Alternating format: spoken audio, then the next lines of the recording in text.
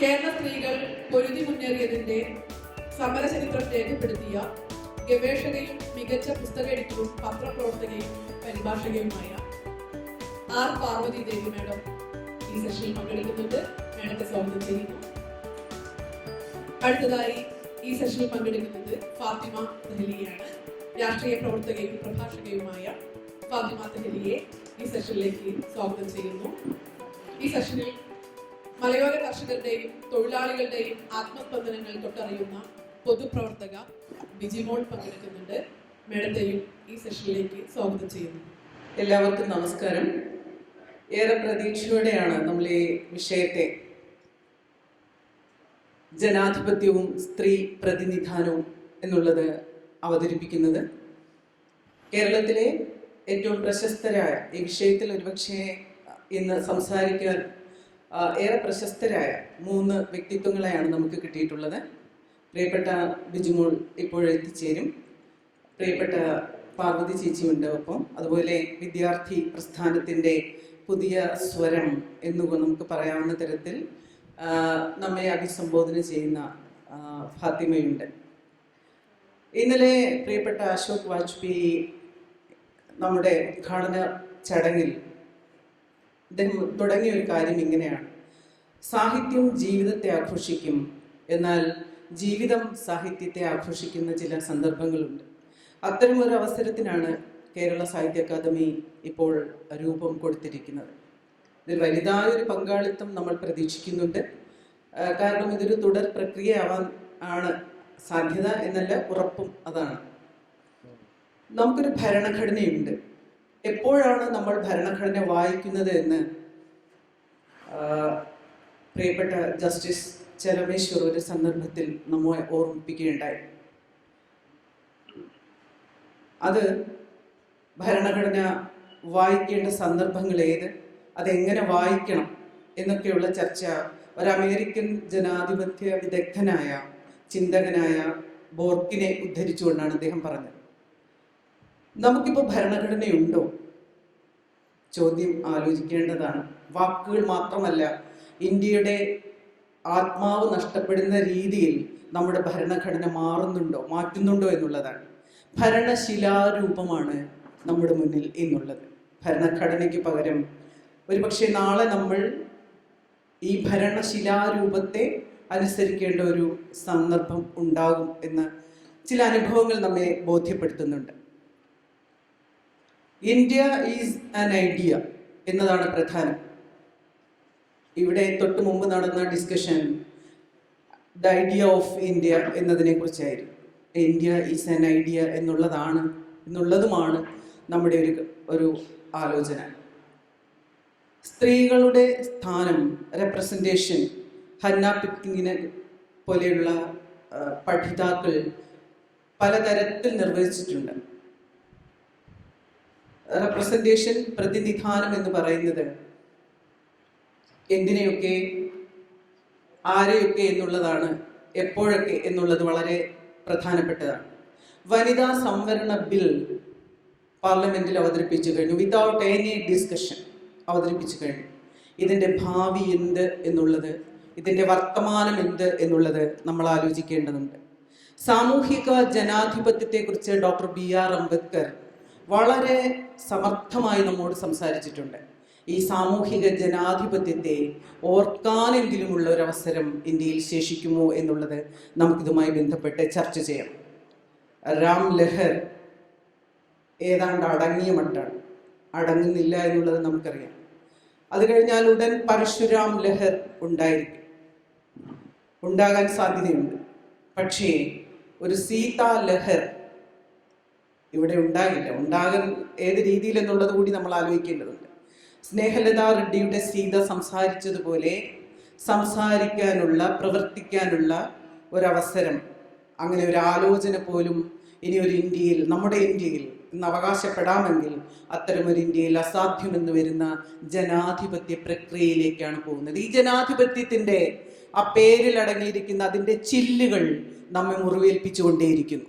ഇത്തരത്തിൽ Tony Morrison പറഞ്ഞതുപോലെ പറയാമല്ലോ നമുക്ക്, നിങ്ങൾക്ക് ഇഷ്ടപ്പെടാൻ, നിങ്ങൾക്ക് വായിക്കാൻ തക്ക ഒരു പുസ്തകം ഉണ്ടായില്ല എങ്കിൽ നിങ്ങൾക്ക് ഒരു പുസ്തകം സ്വന്തമായി എഴുതേണ്ടി വരും.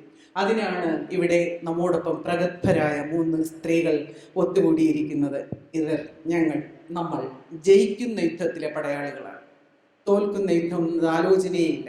അത്തരത്തിൽ ഒരു ജനാധിപത്യത്തെക്കുറിച്ചുള്ള ചിന്ത നടക്കുമ്പോൾ പാർശ്വവൽക്കരിക്കപ്പെട്ട ജനതയെക്കുറിച്ച് ആലോചിക്കണം. ഒന്നിൽ നിന്നും ഭിന്നമല്ല എന്നതിനെക്കുറിച്ച് ആലോചിക്കണം. ബഹുസ്വരതയെക്കുറിച്ച് ആലോചിക്കണം.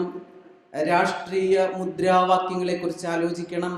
ഭരണഘടനയെക്കുറിച്ചും ഭരണരീതിയെക്കുറിച്ചും ആലോചിക്കണം. പോരാടേണ്ടിടത്ത് എണീറ്റ് നിന്ന് സംസാരിക്കാൻ നമുക്ക് കഴിയണം. ഈ ഒരു ആമുഖത്തോടെ, ഈ ഒരു പ്രതീക്ഷയോടെ, കാലത്തിന് മുന്നേ സഞ്ചരിക്കാൻ കഴിയുന്ന ആളുകൾ നമുക്കിടയിലുണ്ട് എന്നുള്ള താല്പര്യത്തോടെ പ്രിയപ്പെട്ട ബിജിമോൾ, നേരത്തെ ഞാൻ സ്വാഗതം ചെയ്തു. ഇപ്പോൾ ബിജിമോൾ, പ്രിയപ്പെട്ട ബിജിമോളിൻ്റെ സാന്നിധ്യത്തിൽ ഒരിക്കൽ കൂടി സ്വാഗതം ചെയ്യുക. നമുക്ക് ഇതിനെക്കുറിച്ച് വർത്തമാനം പറഞ്ഞു തുടങ്ങാം. ഞങ്ങൾ ആലോചിക്കുന്നു, ഇവിടെ ഇരിക്കുന്ന പെൺകുട്ടികൾ, സ്ത്രീകൾ, പുരുഷന്മാർ, അങ്ങനെയില്ല, ഒരു ജെൻഡർ വൈവിധ്യത്തിനെയാണ് നമ്മൾ അഭിസംബോധന ചെയ്യുന്നത്. ആ രീതിയിൽ നിങ്ങളെല്ലാവരും ഈ ചർച്ചയോട് വളരെ കാര്യമായി പ്രതികരിക്കും എന്ന വിശ്വാസത്തോടെ, ട്രസ്റ്റ് ആൻഡ് ബിലീഫ്, ഇന്ത്യയെ ആശയക്കുഴപ്പത്തിലാക്കുന്ന 2 വാക്കുകളാണ് ട്രസ്റ്റ് ആൻഡ് ബിലീഫ്.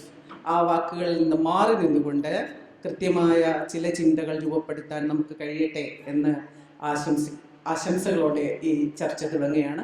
ആദ്യം നമ്മോട് സംസാരിക്കാൻ രണ്ടും പറയാം. അപ്പോൾ നമുക്ക് പ്രിയപ്പെട്ട ബിജിമോളെ ഏറെ ആദരവോടെ ഈ ചർച്ചയുടെ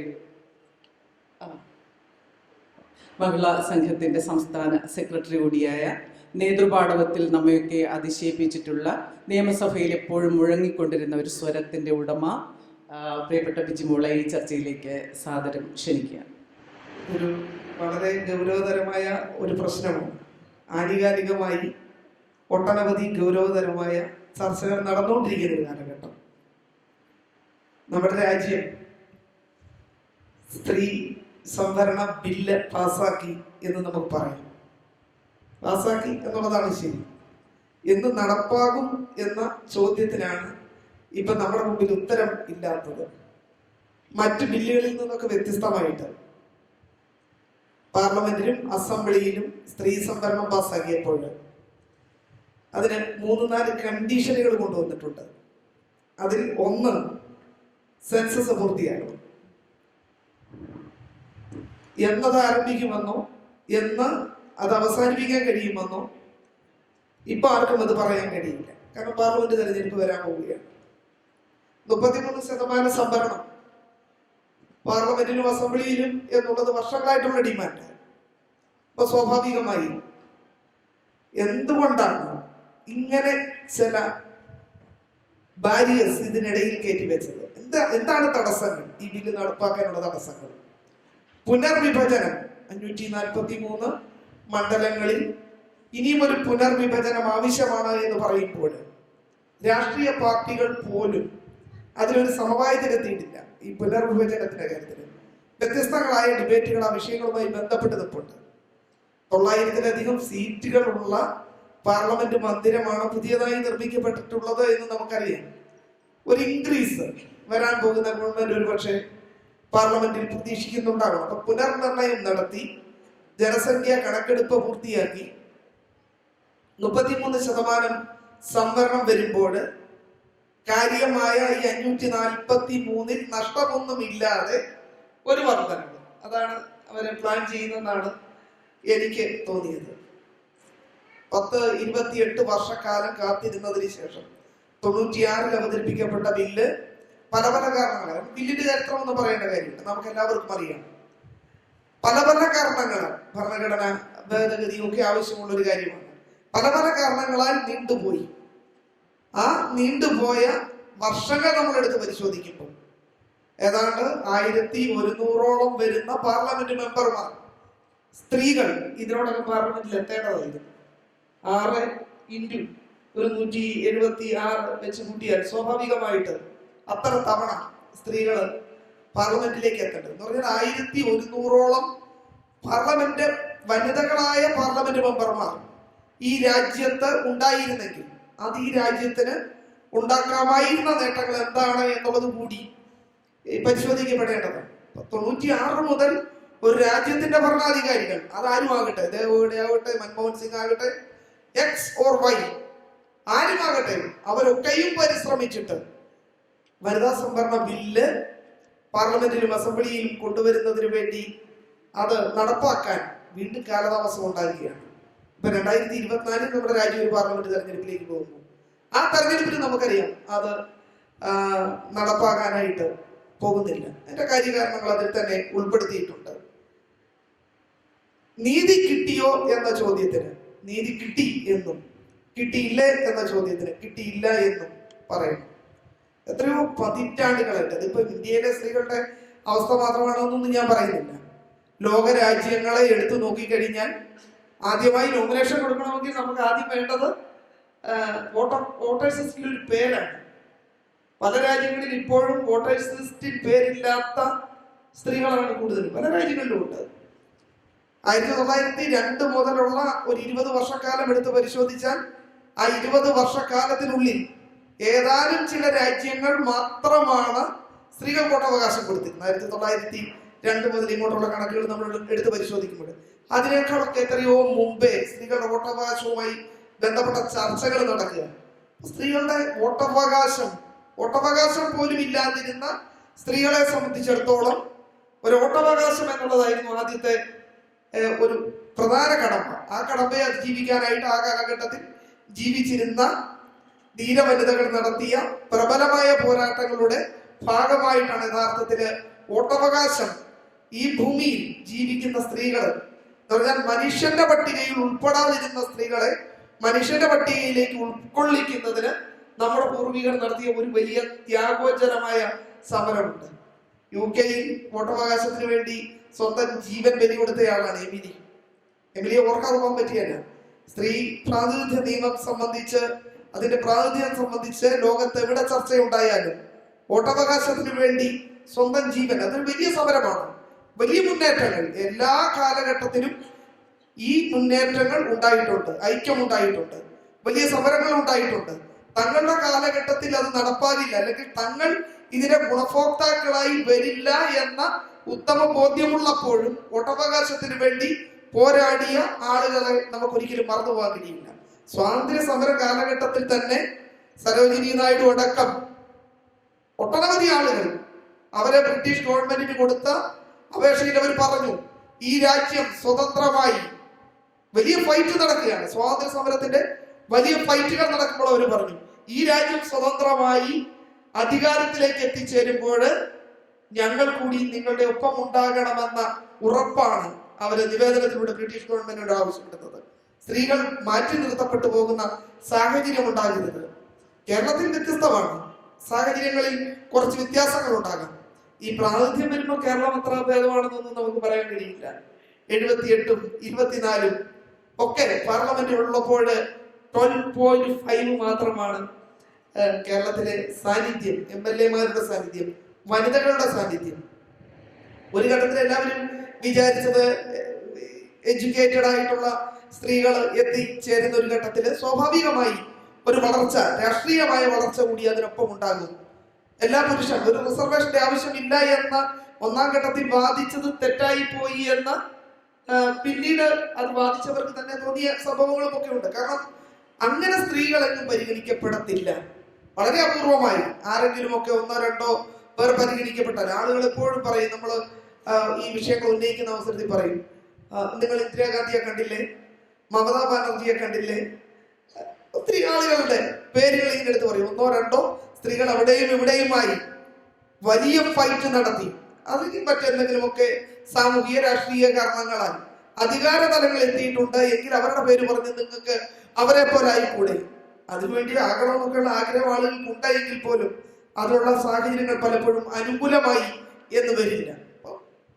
ഒരു ഘട്ടത്തിൽ നമ്മൾ അറിയാം 33% സംവരണം വനിതകൾക്ക് പഞ്ചായത്തിൽ, ത്രിതല പഞ്ചായത്തുകളിൽ നടപ്പിലാക്കിയപ്പോൾ വലിയ വിമർശനങ്ങൾ ഉണ്ടായി. പിൻസി ഡ്രൈവിംഗ് ആണ്, ഇതൊന്നും നടക്കാൻ പോകുന്നില്ല. നിങ്ങൾ സാമൂഹികമായി രാഷ്ട്രീയമായി നിങ്ങൾ വളരണം, നിങ്ങൾ ചിന്തിക്കുന്നവരാകണം, രാഷ്ട്രീയം പഠിക്കുന്നവരാകണം. ഇതൊന്നുമില്ലാതെ, ഇതിനുള്ള തയ്യാറെടുപ്പുകളൊന്നുമില്ലാതെ ഈ ത്രിതല പഞ്ചായത്തുകളിലേക്ക് സ്ത്രീകൾ എത്തിച്ചേർന്നാൽ പഞ്ചായത്തുകളുടെ ഭരണം എന്താകുമെന്നൊക്കെ രൂപത്തിലുള്ള വലിയ വിമർശനങ്ങൾ ഉണ്ടായി. നമുക്കറിയാം പിന്നീടുണ്ടായ അനുഭവങ്ങൾ. തുടക്കത്തിൽ ഭയപ്പെട്ടു നിന്ന ആളുകളൊക്കെയും എത്ര സമർത്ഥമായി, എത്ര മനോഹരമായിട്ട് ആ കാര്യങ്ങളൊക്കെ എത്ര ഭംഗിയായിട്ട് ചെയ്യുന്നതിന് നമ്മൾ സാക്ഷ്യം വഹിച്ച ആളുകളാണ്. സ്വാഭാവികമായി അവസരങ്ങൾ ലഭ്യമായാൽ ഒരു കുടുംബം നന്നായി കൊണ്ടുപോകാൻ നോക്കാൻ അറിയാമെങ്കിൽ, കുടുംബത്തിന്റെ ഒരു ബഡ്ജറ്റ് വേണ്ടവണ്ണം പ്ലാൻ ചെയ്യാൻ അറിയാമെങ്കിൽ, നമുക്ക് ഒരു രാജ്യത്തിന്റെ ആ ബഡ്ജറ്റുകൾ തയ്യാറാക്കാനും അവതരിപ്പിക്കാനും അത് ഭംഗിയായി കൊണ്ടുപോകാനും ഒരു മികച്ച ഭരണാധികാരിയാകാനും ഒക്കെ കഴിയും. ഇപ്പൊ മികച്ച പഞ്ചായത്ത് പ്രസിഡന്റുമാരെ തെരഞ്ഞെടുക്കുമ്പോൾ മികച്ച സ്ത്രീ പഞ്ചായത്ത് പ്രസിഡന്റുമാരെ അങ്ങനെയല്ല തെരഞ്ഞെടുക്കുന്നത്. മികച്ച എല്ലാ പഞ്ചായത്ത് പ്രസിഡന്റുമാരിൽ നിന്നും മികച്ച പഞ്ചായത്ത് പ്രസിഡന്റ് എന്നുള്ള നിലയിൽ തന്നെയാണ് ആ തെരഞ്ഞെടുപ്പുകൾ നടക്കുന്നത്. ജില്ലാ പഞ്ചായത്ത് പ്രസിഡന്റ്, ഏറ്റവും മികച്ച ജില്ലാ പഞ്ചായത്ത് പ്രസിഡന്റ് കൊല്ലം ജഗദമ്മ ടീച്ചർ വനിതയാണ്. ഏറ്റവും മികച്ച പഞ്ചായത്ത് പ്രസിഡന്റുമാർ വനിതകളാണ്. ബ്ലോക്ക് പഞ്ചായത്ത് പ്രസിഡന്റുമാർ, കോർപ്പറേഷൻ മേയർമാർ കിട്ടിയ അവസരങ്ങളിലൊക്കെ ഫലപ്രദമായി തങ്ങൾക്ക് കിട്ടിയ അവസരങ്ങളെ സത്യസന്ധമായി നിർഭയമായി ആ അവസരങ്ങളെ പ്രയോജനപ്പെടുത്താനും റോഡ് പണിയാനും കക്കൂസ് പണിയാനും വീട് പണിയാനും ആളുകളുടെ വിവിധങ്ങളായ വിഷയങ്ങളിൽ ഇടപെടാനും സാമൂഹിക ഇടപെടലുകൾ നടത്താനും എന്തിന് പോസ്റ്റ്മോർട്ടം ചെയ്യുന്ന ബോഡി എടുത്ത് പോസ്റ്റ്മോർട്ടം ചെയ്യാനും ആ വണ്ടിയിൽ കയറി പോകാനും അത്തരം ഇടപെടലുകളിൽ പോലും സ്ത്രീകളുടെ സജീവമായ പങ്കാളിത്തം ഉണ്ടാകുമ്പോൾ നമുക്ക് ഇതൊക്കെ ചെയ്യാനായിട്ട് കഴിയും. എന്നിട്ടും എന്തേ നിങ്ങൾ വീണ്ടും ഇത്തരം കാര്യങ്ങളിൽ സ്ത്രീകൾക്ക് പാർലമെന്റിലും അസംബ്ലിയിലും ഒരു പ്രാതിനിധ്യം കൊടുക്കുന്ന കാര്യത്തിൽ ഇത്രമാത്രം കാലതാമസം ഉണ്ടാകുന്നു, ഇത്രമാത്രം വൈവിധ്യമായ ഇടപെടലുകൾ ഉണ്ടാകുന്നു. സ്ത്രീ സംവരണം വന്നു എന്ന് പറയുമ്പോഴും ആ സംവരണത്തിനകത്ത് അകാലമായ കാലതാമസം ഉണ്ടാക്കുന്നതിന് വേണ്ടി ബോധപൂർവമായ ചില കാര്യങ്ങൾ അതിൽ ഉൾക്കൊള്ളിച്ചു വെക്കുന്നു. ഇന്നല്ലെങ്കിൽ നാളെ, ഒരുപക്ഷെ നീണ്ടുപോയേക്കാം, ഇന്നല്ലെങ്കിൽ നാളെ ഞങ്ങൾക്ക് അവകാശപ്പെട്ടതൊക്കെയും ഞങ്ങൾക്കും ഞങ്ങളുടെ തലമുറകൾക്കും തന്നേ മതിയാവൂ എന്നിരിക്കെ വ്യത്യസ്തമായ നിലപാടുകളോട് ശക്തമായ വിയോജിപ്പുണ്ട്. രാഷ്ട്രീയ പാർട്ടികൾ എന്തുകൊണ്ടാണ് പലപ്പോഴും ചോദിക്കുന്നത് രാഷ്ട്രീയ പാർട്ടികൾക്ക് കൊടുത്തുകൂടെ എന്ന ചോദ്യം സ്വാഭാവികമായി ആവർത്തിക്കപ്പെട്ടേക്കാം. നമുക്കറിയാം, ഒരു മത്സരം ഉണ്ടാകുമ്പോൾ വിജയമായിരിക്കും പലപ്പോഴും പ്രധാനമായി വരിക. അതിപ്പോ സ്ത്രീ മത്സരിച്ചാലും പുരുഷ മത്സരിച്ചാലും തർക്കമൊന്നും വേണ്ട. സ്ത്രീ മത്സരിച്ചാലും പുരുഷ മത്സരിച്ചാലും ഒരാൾ ജയിക്കും ഒരാൾ തോക്കുകയും ചെയ്യുമ്പോൾ എങ്കിൽ പിന്നെ രാഷ്ട്രീയ പാർട്ടികൾക്ക് ഒരു സ്ത്രീയെ നിർത്തിക്കൂടെ എന്ന ചോദ്യം സ്വാഭാവികമായി വരും. ഒരു കാര്യം കൂടി, ഒരൊറ്റ പോയിന്റ് കൂടി പറഞ്ഞുകൊണ്ട് ഞാൻ അവസാനിപ്പിക്കാം. അതിൽ എനിക്ക് തോന്നിയ ഒരു കാര്യം, ഈ നിയമം വന്നപ്പോൾ പാർലമെന്റിലും അസംബ്ലിയിലും നിയമം വന്നപ്പോൾ എനിക്ക് തോന്നിയത്, ഇപ്പൊ 33% സംവരണം ത്രിതല പഞ്ചായത്തുകളിൽ വന്നപ്പോൾ അതിനകത്ത് പഞ്ചായത്ത് പ്രസിഡന്റുമാരുടെ ഒരു റിസർവേഷൻ കൊണ്ടുവന്നു.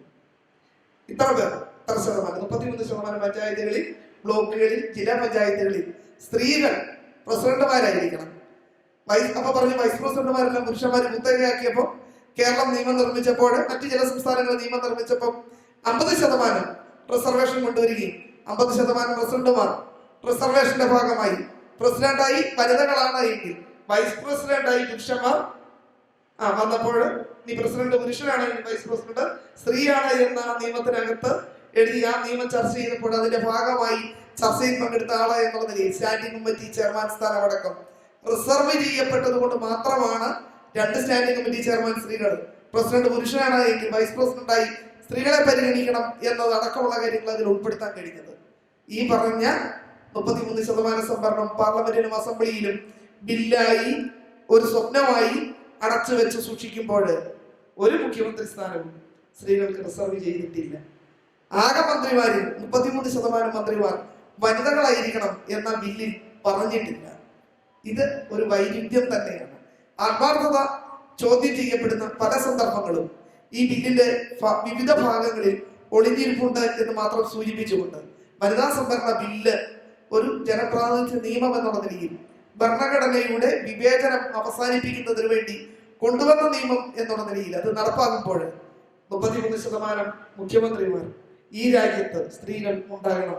33% അതിൽ കൂടുതലോ മന്ത്രിമാർ ഈ രാജ്യത്ത് വിവിധ തലങ്ങളിൽ അധികാരത്തിൽ എത്തണം. MLA-യുടെ കാര്യം തന്നെ കഷ്ടത്തിൽ നിൽക്കുകയാണ്, പാർലമെന്റ് മെമ്പർമാരുടെ കാര്യം കഷ്ടത്തിൽ നിൽക്കുമ്പോൾ എപ്പോഴാണ് മുഖ്യമന്ത്രിയെ കുറിച്ചും മന്ത്രിമാരെ കുറിച്ചും പറയുന്നത് എന്ന സംശയം അധ്യക്ഷയ്ക്ക് വേണ്ട. ഇപ്പൊ പറഞ്ഞു തുടങ്ങിയെങ്കിലേ ഇതൊക്കെ നമുക്ക് കിട്ടും എന്ന ഒരു വാദമുഖം കൂടി നിങ്ങളുടെ മുമ്പിലേക്ക് അവതരിപ്പിച്ചുകൊണ്ട് എന്നെ ശ്രമിച്ചതിന് നന്ദി പറഞ്ഞുകൊണ്ട് അഭിവാദ്യങ്ങൾ അർപ്പിച്ചുകൊണ്ട് നിർത്തുന്നു. നമസ്കാരം.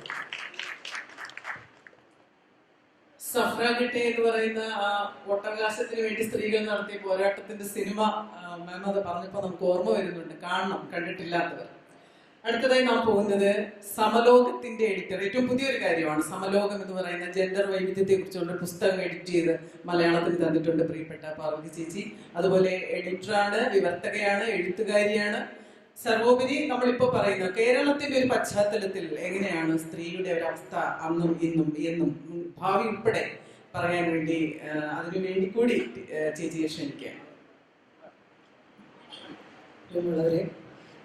സമയമാകുമ്പോൾ പറഞ്ഞുണ്ട് അധ്യക്ഷ.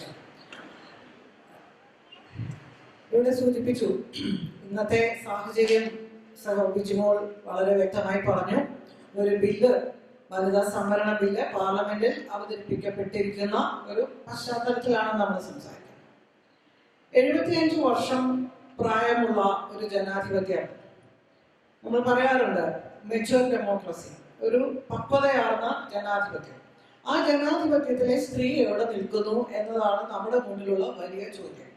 ആ സ്ത്രീ പ്രതിനിധാനം എന്ന് പറയുന്നത്, തീർച്ചയായിട്ടും പ്രതിനിധാനം എന്നതിന് വലിയ പ്രാധാന്യമുണ്ട്. പൊളിറ്റിക്സ് ഓഫ് റെപ്രസെന്റേഷൻ, രാഷ്ട്രീയം, പ്രതിനിധാനത്തിന്റെ രാഷ്ട്രീയം എന്ന് പറയുന്നത് ഏറെ ചർച്ച ചെയ്യപ്പെടുന്ന ഒരു കാലഘട്ടമാണ്. അപ്പൊ എവിടെയാണ് ഇന്ത്യ നിൽക്കുന്നത് എന്ന് നോക്കുമ്പോൾ വളരെ വളരെ ദയനീയമാണ് എന്ന് പറയേണ്ടി വരും. അപ്പൊ 75 വർഷം മുമ്പ് ദേശീയ സ്വാതന്ത്ര്യ സമരം നടന്നു, സ്വാതന്ത്ര്യം ലഭിച്ചു. ഇന്ത്യക്ക് സ്വാതന്ത്ര്യം ലഭിക്കുന്നതിന് ഇന്ത്യയിലെ സ്ത്രീകൾ വഹിച്ച പങ്ക് ഇതൊന്നും ഈ ഒരു സദസ്സിൽ വിശദീകരിക്കേണ്ടതായിട്ടില്ല. 1947 ഓഗസ്റ്റ് 15 ഇന്ത്യ സ്വതന്ത്രമായി കഴിഞ്ഞപ്പോൾ, ബ്രിട്ടീഷുകാരുടെ ചങ്ങലക്കെട്ടിൽ നിന്നും സ്വതന്ത്രമായപ്പോൾ നമ്മുടെ മുന്നിൽ ഒരു നിര, ഒരു ഗാലക്സി എന്ന് പറയാവുന്ന പോലെ തന്നെ സ്ത്രീകളുടെ ശക്തരായ കരുത്തുറ്റ സ്ത്രീ നേതാക്കളുടെ ഒരു നിര തന്നെ ഉണ്ടായിരുന്നു.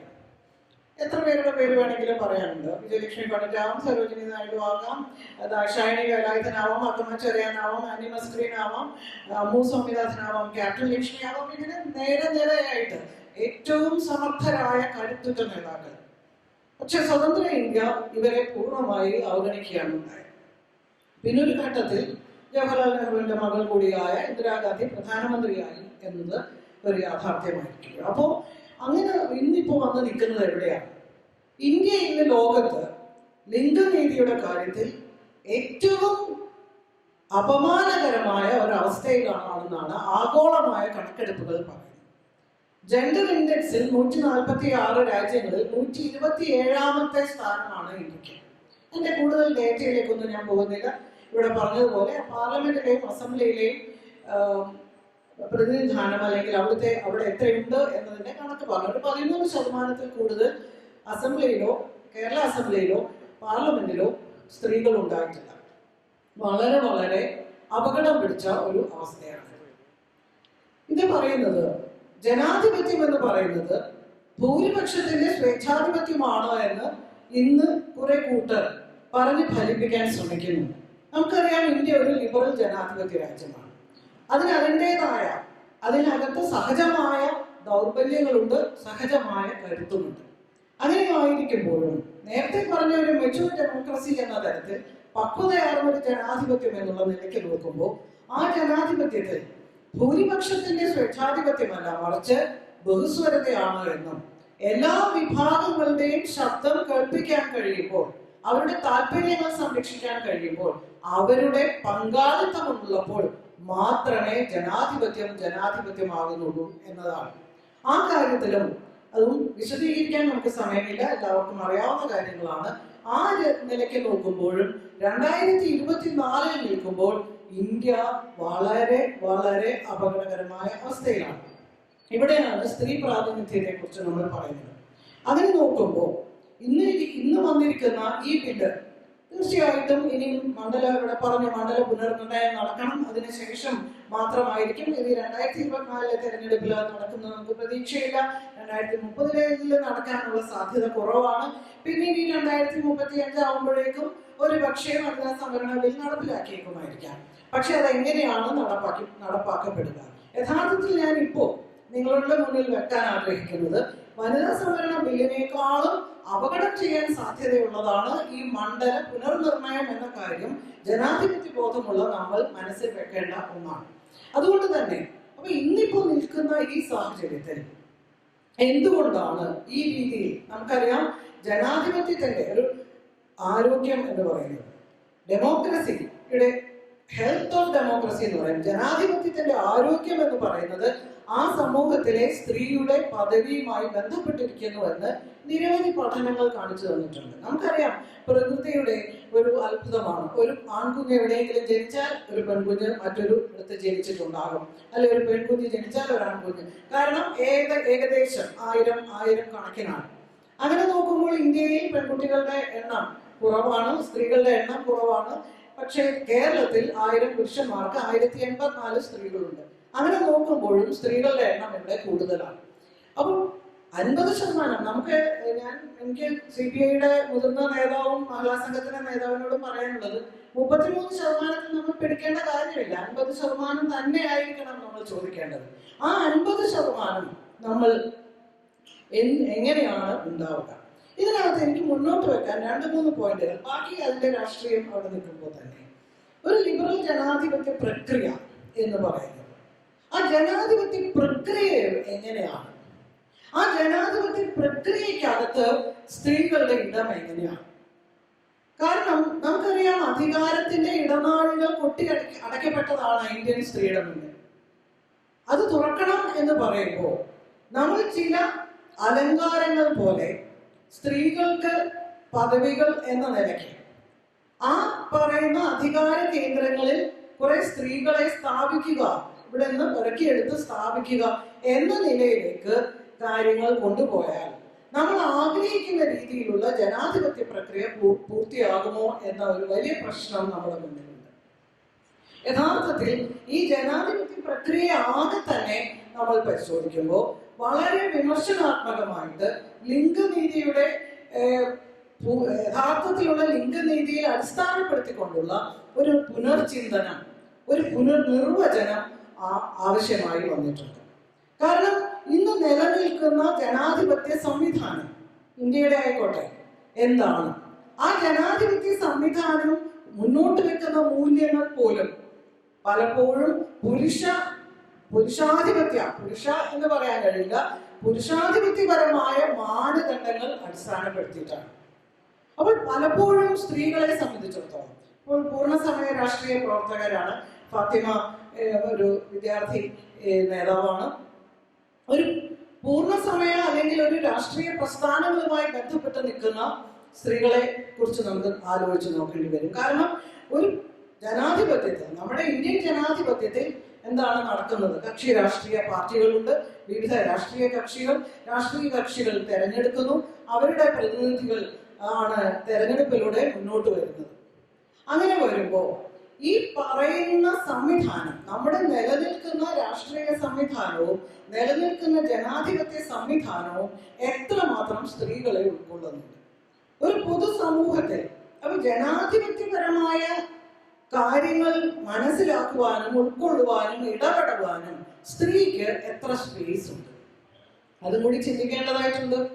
അത്രയേറെ ദൃഢമായ തരത്തിൽ ഇന്ന് നവലിബറലിസത്തിന്റെയും മുതലാളിത്തത്തിന്റെയും ഫാസിസത്തിന്റെയും ഒക്കെ ശക്തമായ, വെറും പുരുഷാധിപത്യം മാത്രമല്ല, ഈ പറയുന്നതെല്ലാം സ്ത്രീവിരുദ്ധമായ പ്രവണതകളാണ്. ആ പ്രവണതകളെല്ലാം അതിദൃഢമായിരിക്കുന്ന, അതികഠിനമായിരിക്കുന്ന ഒരു രാഷ്ട്രീയ സാഹചര്യത്തെ കുറിച്ച്, രാഷ്ട്രീയ സംവിധാനത്തെ കുറിച്ചാണ് നമ്മൾ ചിന്തിക്കുന്നത്. ഒരാൾക്കൊരു പൊതു പ്രവർത്തകയായി മാറാൻ, ഒരു പൊതു രാഷ്ട്രീയ പ്രവർത്തകയായി മാറാൻ ഒക്കെ എന്തൊക്കെ സാഹചര്യങ്ങൾ വേണം? എങ്ങനെയാണ് ഒരു സ്ത്രീക്ക് ഒരു രാഷ്ട്രീയ പ്രവർത്തകയായി മാറാൻ കഴിയുക? എങ്ങനെയാണ് ഒരു പുരുഷന് രാഷ്ട്രീയ പ്രവർത്തകനായി മാറാൻ കഴിയുക? ഇപ്പോൾ ഇടതുപക്ഷ പാർട്ടികൾ, കമ്മ്യൂണിസ്റ്റ് പാർട്ടികളെ സംബന്ധിച്ചിടത്തോളം രാഷ്ട്രീയ പാർട്ടി ഓഫീസിൽ ഇപ്പോൾ CPM-ന്റെ കാര്യമാണെങ്കിൽ AK സെന്ററിൽ പോയി ഒരു കുറിപ്പ് എഴുതി കൊടുത്താൽ പാർട്ടി മെമ്പർ ആവാൻ പറ്റില്ല. എങ്ങനെയാണ് ആകാൻ കഴിയുക?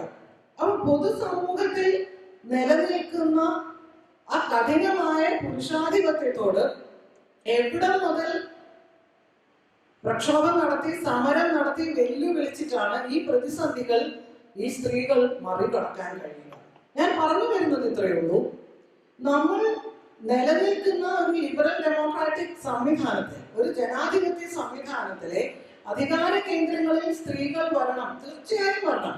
ഒരു ജനാധിപത്യത്തിൽ സംവരണം എന്ന് പറയുന്നത് ഒരു ടൂള് തന്നെയാണ്. പലതരത്തിലുള്ള ഇടപെടലുകൾ നടത്താൻ കഴിയും. ഓരങ്ങളിലേക്ക് വിവിധ കാരണങ്ങളാൽ മാറ്റി നിർത്തപ്പെട്ട, ചരിത്രപരമായ കാരണങ്ങളാൽ അടിച്ചമർത്തപ്പെട്ട വിഭാഗങ്ങൾ, സ്ത്രീകൾ മാത്രമല്ല, സ്ത്രീകൾ, ന്യൂനപക്ഷങ്ങൾ, ദളിതർ, ആദിവാസികൾ, ട്രാൻസ്ജെൻഡർമാർ, അപ്പൊ അത്തരത്തിൽ തള്ളി മാറ്റപ്പെട്ട വിഭാഗങ്ങൾ അവർ 75 വർഷമായിട്ടും മെയിൻ സ്ട്രീം, നമ്മൾ പറയാറുണ്ട് ഫെമിനിസ്റ്റ് ആഖ്യാനങ്ങളിലൊക്കെ പറയും മെയിൻ സ്ട്രീം എന്ന് പറയുന്നത് യഥാർത്ഥത്തിൽ മെയിൻ സ്ട്രീം ആണെന്ന് പറയാറുണ്ട്. മുഖ്യധാര എന്ന് പറയുന്നത് പുരുഷധാരയാണ് യഥാർത്ഥത്തിൽ.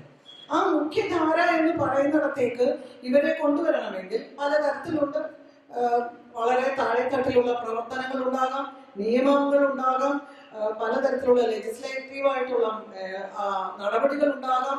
സംവരണം അതിലൊന്നാണ്. തീർച്ചയായിട്ടും സംവരണം വേണം. ഇത് വേണ്ട, ഞാനിത് പറയുമ്പോൾ ഇതിന്റെ അർത്ഥം അതുണ്ട്, അത് അംഗീകരിക്കപ്പെട്ടു എന്ന് കണ്ടുകൊണ്ട് അതിന്റെ ബാക്കി, അതിന്റെ തുടർച്ചയാണ് ഞാൻ സംസാരിക്കുന്നത്. സംവരണം ഉണ്ടായിരിക്കണം, അത് 50% ആയിരിക്കണം എന്ന് പറഞ്ഞുകൊണ്ട് തന്നെ അങ്ങനെ വരുമ്പോ ആരാണ് അവിടെ വരേണ്ടത് എന്ന ചോദ്യത്തെ കുറിച്ചാണ് ഞാൻ പറയുന്നത്. കാരണം സ്ത്രീകൾക്ക് ഞാൻ പറഞ്ഞു വന്നത് ഒരു രാഷ്ട്രീയ പ്രവർത്തകൻ അല്ലെങ്കിൽ ഒരു സാമൂഹ്യ പ്രവർത്തകൻ എന്നൊക്കെ പറയുമ്പോൾ, അല്ലെങ്കിൽ പ്രവർത്തക എന്ന് പറയുമ്പോൾ എന്തൊക്കെയാണ് വേണ്ടത്? അവർക്ക് ആവശ്യമായിട്ടുള്ള ഗുണഗണങ്ങൾ, യോഗ്യതകൾ എന്തൊക്കെയാണ്? നമ്മൾ ഇന്നും കാണുന്നതാണല്ലോ. കേരളത്തിലെ ഒരു രാഷ്ട്രീയക്കാരനെ കാണാൻ ഒരു ബുദ്ധിമുട്ടുമില്ല, ഏത് രാഷ്ട്രീയ പാർട്ടി ആയിക്കോട്ടെ. സമയം വേണം, ഊർജം വേണം, അത്യാവശ്യം പണം വേണം, അല്ലെങ്കിൽ പണം ചെലവഴിക്കാനുള്ള സ്വാതന്ത്ര്യം വേണം. ഇതൊക്കെ വേണം എന്ന് മാത്രമല്ല, വളരെ ഐഡിയൽ ആയിട്ടുള്ള മാതൃകാപരമായ ഒരു സാഹചര്യത്തിൽ നിന്ന് നമ്മൾ ആലോചിക്കുമ്പോൾ ഒരു സാമൂഹ്യ പ്രവർത്തകൻ ആദ്യം ഒഴിവാക്കേണ്ടത് എന്ന് വേണമെങ്കിൽ പറയാം, ഞാൻ എന്നുള്ള ഒരു സങ്കല്പത്തെയാണ്. ഞാൻ, എൻ്റെ എന്നുള്ളത് മാറ്റിവെച്ചിട്ടാണ് രാഷ്ട്രീയ പ്രവർത്തകർ ഏറ്റവും പ്രധാനമായിട്ട് അത് സമൂഹത്തിലേക്ക് കടന്നു വരുന്നത്. നമ്മുടെ കേരളത്തിലായാലും നമ്മുടെ ഇന്ത്യയിലായാലും എത്ര സ്ത്രീകൾക്ക് അതിന് കഴിയുന്നു? ഒരു സ്ത്രീയെ സംബന്ധിച്ചിടത്തോളം ഇന്നും ഈ 21ാം നൂറ്റാണ്ടിലും നമ്മുടെ ബിന്ദു മിനിസ്റ്റർ പറഞ്ഞതുപോലെ ഒരു വീട് തലയിൽ ചുമക്കുന്നവരാണ് ബഹുഭൂരിപക്ഷം സ്ത്രീകൾ. പണ്ട് ഗൗരിയമ്മയും ടി വി തോമസിന്റെയും കഥ കേട്ടിട്ടുണ്ട്. അവർ രണ്ടുപേരും മന്ത്രിമാരായിരുന്നപ്പോ ഗൗരിയമ്മ ഒരു ഇന്റർവ്യൂവിൽ പറഞ്ഞതായിട്ട് കേട്ടിട്ടുണ്ട്. ടി വി തോമസിന്റെ കാണാൻ വരുന്നവർക്കും എന്നെ കാണാൻ വരുന്നവർക്കും ചായ ഉണ്ടാക്കി കൊടുക്കണം എന്ന്. അപ്പൊ ഇത് വളരെ ലളിതമായി പറയുമ്പോഴും കുടുംബം എന്ന് പറയുന്ന ആ ഒരു വലിയ ഒരു ഇൻസ്റ്റിറ്റ്യൂഷൻ നിലനിൽക്കുന്നിടത്തോളം, അപ്പൊ ഞാൻ പറഞ്ഞു വരുന്നത് ജനാധിപത്യ പ്രക്രിയയിൽ സ്ത്രീകളുടെ പ്രതിനിധാനത്തെ കുറിച്ച് പറയുമ്പോൾ നമ്മൾക്ക് കുടുംബം എന്ന് പറയുന്ന സ്ഥാപനത്തിന്റെ ജനാധിപത്യവൽക്കരണത്തെ കുറിച്ച് സംസാരിക്കാതെ നമുക്ക് പൂർണ്ണമായ അർത്ഥത്തിൽ ജനാധിപത്യത്തിൽ സ്ത്രീയുടെ പ്രതിനിധാനം അസാധ്യം തന്നെയാണ്. തീർച്ചയായിട്ടും ഒരു സംവരണത്തിന്റെ അടിസ്ഥാനത്തിൽ നമുക്ക് സ്ത്രീകളെ എടുത്തു വെക്കാൻ കഴിയും. പക്ഷേ ഒരു കാര്യം കൂടി, ഈ രാഷ്ട്രീയ പ്രസ്ഥാനങ്ങളായാലും ഏത് രാഷ്ട്രീയമായിക്കോട്ടെ, പ്രത്യേകിച്ചും ഏത് തരത്തിലുള്ള, കേരളത്തിൽ മാത്രമല്ല ഞാൻ ഉദ്ദേശിക്കുന്നത്, ഏത് രാഷ്ട്രീയ പാർട്ടി ആയാലും രാഷ്ട്രീയ പ്രസ്ഥാനങ്ങളായാലും അതിലൂടെ വരുന്ന സ്ത്രീകൾ എന്ന് പറയുമ്പോൾ അവർക്ക് ചോദ്യം ചെയ്യേണ്ടി വരുന്നത് എന്തിനൊക്കെയാണ്? അപ്പോൾ അവർ തുടങ്ങുന്ന ചോദ്യം ചെയ്യൽ ഒരു സ്ത്രീ എന്നുള്ള നിലയ്ക്ക് സമൂഹം അവളിൽ നിന്ന് പരിചരണവും മറ്റു തരത്തിലുള്ള സേവനങ്ങളും പ്രതീക്ഷിക്കുമ്പോൾ അതിനെ മറികടന്നുകൊണ്ട്, അതിനെ വേണ്ട എന്ന് വെച്ചുകൊണ്ട് അതിനെ മറികടന്നുകൊണ്ട് സമൂഹത്തിലേക്ക് ഇറങ്ങി വരികയാണ്. സമൂഹത്തിലേക്ക് ഇറങ്ങി വരുമ്പോൾ ഈ പറയുന്ന രാഷ്ട്രീയ പാർട്ടികളിലെ പുരുഷാധിപത്യത്തെ ചോദ്യം ചെയ്യേണ്ടി വരും. അത് കഴിഞ്ഞ് ഈ പറയുന്ന അധികാര ഘടനയുടെ ചോദ്യം ചെയ്യേണ്ടി വരും. പക്ഷേ ഇങ്ങനെ ചോദ്യം ചെയ്യുന്ന സ്ത്രീകൾ തന്നെയാണോ കടന്നു വരാറുള്ളത്? ഇപ്പോൾ BJP, ഞാൻ പേരെടുത്ത് പറയാൻ ആഗ്രഹിക്കുന്നു, ഇപ്പോൾ BJP ഉൾപ്പെടെയുള്ള രാഷ്ട്രീയ പാർട്ടികൾ, വലതുപക്ഷ വർഗീയ ഐഡിയോളജിയിൽ വിശ്വസിക്കുന്ന രാഷ്ട്രീയ പാർട്ടികൾക്ക് ഒരു പക്ഷേ സ്ത്രീകളെ കുറച്ചുകൂടി കൂടെ നിൽക്കാൻ കഴിയും. കാരണം അവിടെ ചോദ്യം ചെയ്യലുകളില്ല, അവിടെ അട്ടിമറികളില്ല. ഒരു പുരുഷാധിപത്യ സമൂഹത്തിലെ സ്ത്രീവിരുദ്ധമായിട്ടുള്ള നിലനിൽക്കുന്ന സ്റ്റാറ്റസ് കോ, ആ വ്യവസ്ഥിതിയെ യാതൊരു തരത്തിലും ചോദ്യം ചെയ്യാതെ, ആ വ്യവസ്ഥിതിയെ അതേപോലെ തന്നെ നിലനിർത്തിക്കൊണ്ട്, ആ വ്യവസ്ഥിതിയുടെ മൂല്യങ്ങൾ എത്ര സ്ത്രീവിരുദ്ധമാണെങ്കിലും അത് അംഗീകരിച്ചുകൊണ്ട് അവരെ ഒപ്പം നിർത്തുകയാണ് ചെയ്യുന്നത്. ഇവിടെ ആണ് ഒരു തരം പൊടിയിടൽ അല്ലെങ്കിൽ പുറമേയുള്ള ഒരു നിറം പൂശലായിട്ട് സ്ത്രീകളുടെ പ്രതിനിധാനം മാറുന്നത്.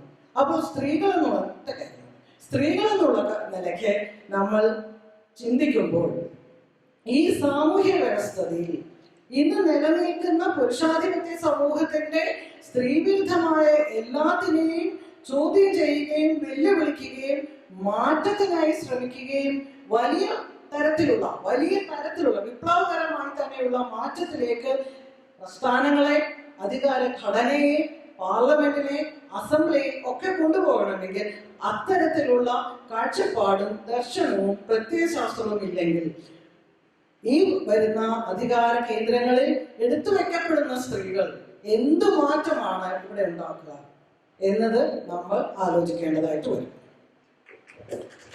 ഏറ്റവും പ്രധാനപ്പെട്ട സംഗതി കടന്നു വന്നു കഴിഞ്ഞു, കുടുംബത്തിന് ബദൽ ഉണ്ടോ കേരളത്തിൽ? വെക്കാൻ കഴിയുമോ? ബദൽ എന്നത് ഒരു പുരോഗമന ദർശനമാണ്, അത് പ്രായോഗികവുമാണ്. പ്രായോഗികതയുമാണ്. നമുക്ക് ഫാത്തിമയുടെ ഇക്കാര്യങ്ങളെ പറ്റി തുറന്നു ചോദിക്കാം. ഒരു വിദ്യാർത്ഥി നേതാവെന്ന നിലയിൽ, ഒരു പെൺകുട്ടി എന്ന നിലയിൽ ഫാത്തിമ കടന്നു ചെല്ലുന്ന, അഭിമുഖീകരിക്കുന്ന സന്ദർഭങ്ങൾ നമ്മൾ കണ്ടുകൊണ്ടിരിക്കുകയാണ്, പൊതുസമൂഹം കണ്ടുകൊണ്ടിരിക്കുകയാണ്. MSF, അതെ, ഇല്ല, അതുകൊണ്ടാണ് ഞാനത് ആയിരുന്നു പറയാത്തത്. അപ്പൊ പറയുന്നതുകൊണ്ട് കുഴപ്പമൊന്നുമില്ല, തുറന്നു പറയാം.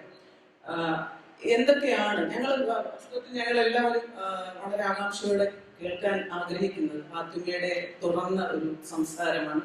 ഇതിലെല്ലാം വരുമെന്ന് ഞാൻ വിചാരിക്കുന്നു. കുടുംബം, ജനാധിപത്യം, ഒരു സമഗ്ര വീക്ഷണം. ഫാത്തിമ. എല്ലാവർക്കും നമസ്കാരം. ഇവിടെ ഇരിക്കുന്ന സീനിയേഴ്സ് ആയിട്ടുള്ള ആളുകളുടെ സംസാരത്തിനിടയിൽ എന്നോട് എൻ്റെ അനുഭവവുമായി ബന്ധപ്പെട്ടിട്ടുള്ള ഒരു സംസാരം നടത്താനാണ് ആവശ്യപ്പെട്ടത്. ആദ്യം തന്നെ പറയട്ടെ, ജനാധിപത്യവും സ്ത്രീ പ്രാതിനിധ്യവും എന്നുള്ള ചർച്ച യഥാർത്ഥത്തില് ഒരു ചോദ്യചിഹ്നം പോലെ നമ്മൾ പലപ്പോഴും സംസാരിക്കാറുണ്ട്. പക്ഷെ അതൊരു ഇൻകംപ്ലീറ്റ് വേർഷൻ ആയിട്ടാണ് അവസാനിക്കാറുള്ളത്. കാരണം റിസൾട്ട് എപ്പം എന്ന് ചോദിച്ചാൽ അതൊരു കൺഫ്യൂഷനിൽ നിൽക്കുകയാണ്. അതിന് ഞാൻ കുറെ ആലോചിച്ചപ്പോൾ എനിക്ക് തോന്നിയ ഒരു കാര്യം, നമ്മൾ ആദ്യം എടുക്കേണ്ട വാക്ക് ജനാധിപത്യം എന്നുള്ളതാണ്. അതിന് ഭയങ്കര ഫാൻസിഫുൾ ആയിട്ട് വലിയ പൊടിപ്പും തൊങ്ങലും ഒക്കെ വെച്ച് അവതരിപ്പിക്കുന്ന ഒരു സമൂഹത്തിലാണ് നമ്മൾ ജീവിക്കുന്നത്. The real essence of democracy, ജനാധിപത്യത്തിന്റെ ശരിക്കുമുള്ള സത്ത, അത് അനുഭവിക്കാൻ നമ്മൾക്ക് ഓരോരുത്തർക്കും സാധിക്കുന്നുണ്ടോ എന്നുള്ള ചോദ്യം കൂടി ഞാൻ നിങ്ങളുടെ മുമ്പിലേക്ക് വെക്കുകയാണ്. ഏറ്റവും സരസമായ ഭാഷയിൽ എല്ലാവരും പറയുന്നത് ജനങ്ങളുടെ ആധിപത്യമാണ് ജനാധിപത്യം. അതിന്റെ ഈറ്റില്ലവും പോറ്റില്ലവുമായിട്ടുള്ള രാജ്യമാണ് ഇന്ത്യ. നമുക്കൊരു എഴുതപ്പെട്ട ഏറ്റവും വിശാലമായിട്ടുള്ള ഭരണഘടന ഉള്ളത് കൊണ്ട് തന്നെ നമ്പർ 1 ഡെമോക്രാറ്റിക് കൺട്രി എന്ന് ചോദിച്ചാൽ ഇന്ത്യയെ നമ്മൾ കാണിച്ചു തരും. പിന്നെ അതിനോടൊപ്പം നമ്മൾ പറയുന്നത് ഇവിടുത്തെ ഇലക്ട്രൽ പ്രോസസ്സാണ്, ഈ തെരഞ്ഞെടുപ്പ് രീതികളാണ്. പക്ഷേ ഇന്ന് നമ്മൾ റിസർവേഷനെ കുറിച്ചൊക്കെ ചർച്ച ചെയ്യുമ്പോഴും ഈ ജനാധിപത്യം എന്ന് പറഞ്ഞ വസ്തുതയ്ക്ക് എത്രമാത്രം നമ്മളോട് നീതി പുലർത്താൻ സാധിച്ചിട്ടുണ്ട് എന്നുള്ള ചോദ്യം വളരെ പ്രസക്തമാണ്. കാരണം 1946 പണ്ഡിറ്റ് ജവഹർലാൽ നെഹ്റു കോൺസ്റ്റിറ്റ്യൂവന്റ് അസംബ്ലിയുടെ റെസൊല്യൂഷൻ കൊണ്ടുവരുമ്പോൾ 8 റെസൊല്യൂഷൻ ആയിരുന്നു അത്. അതില് 3 യഥാർത്ഥത്തില് ഈ നാട്ടിലെ ജനങ്ങളെ കുറിച്ചായിരുന്നു. ബാക്കിയൊക്കെ ഈ രാജ്യം എങ്ങനെയാണ്, ഇവിടുത്തെ സ്ട്രക്ചർ എങ്ങനെയാണ്, നമ്മുടെ സോവറിൻ കൾച്ചർ എങ്ങനെയാണ് എന്നുള്ളതിനെ കുറിച്ചാണ്. പക്ഷെ 3 അതായത് 3, 4, 5 ഈ 3 യഥാർത്ഥത്തിൽ ഇവിടെയുള്ള ജനങ്ങളെ കുറിച്ചായിരുന്നു. അതിൽ ഒന്നാമത്തെ കാര്യം ഏറ്റവും പ്രസക്തമായിട്ടുള്ളതാണ്. അതിൽ പറയുന്നത് the power of this nation flows from the people of this country. അതായത് ഈ നാട്ടിലെ അധികാരം ജനങ്ങളിൽ നിന്ന് ഒഴുകണം എന്നുള്ളത്. രണ്ടാമത്തെ കാര്യം നമ്മളൊക്കെ നമ്മളുടെ ഭരണഘടനയുടെ ആമുഖത്തിലൊക്കെ പറയുന്ന കാര്യമാണ്. അതായത് ഈ നാട്ടില് നമ്മൾക്ക് നമ്മളുടെ ജസ്റ്റിസ് അല്ലെങ്കിൽ നമ്മൾ തമ്മിലുള്ള സൗഹാർദ്ദങ്ങൾ, നമുക്ക് ഈക്വൽ ഓപ്പർച്യൂണിറ്റി ഉണ്ടാകും, നമുക്ക് തുല്യമായിട്ടുള്ള നീതിക്ക് അവകാശമുണ്ട് എന്നുള്ള കാര്യങ്ങളൊക്കെ പ്രൊമോട്ടിങ് ജസ്റ്റിസ്, സോഷ്യൽ, ഇക്കണോമിക്കൽ എന്നുള്ള കാര്യങ്ങളൊക്കെ കുറിച്ച് പറയുന്നതാണ് രണ്ടാമത്തത്. മൂന്നാമത്തെ കാര്യം, ഏറ്റവും പ്രയാസം അനുഭവിക്കുന്ന കമ്മ്യൂണിറ്റിയെ, അതായത് ബാക്ക്വേർഡ് കമ്മ്യൂണിറ്റി, സ്ത്രീകള് ഉൾപ്പെടെയുള്ള ആളുകളെ അപ്ലിഫ്റ്റ് ചെയ്യുന്നതിന് വേണ്ടിയിട്ടുള്ള കാര്യങ്ങൾ നമ്മളുടെ ഈ നാട്ടില് ഉറപ്പുവരുത്തണം എന്നുള്ളതാണ്.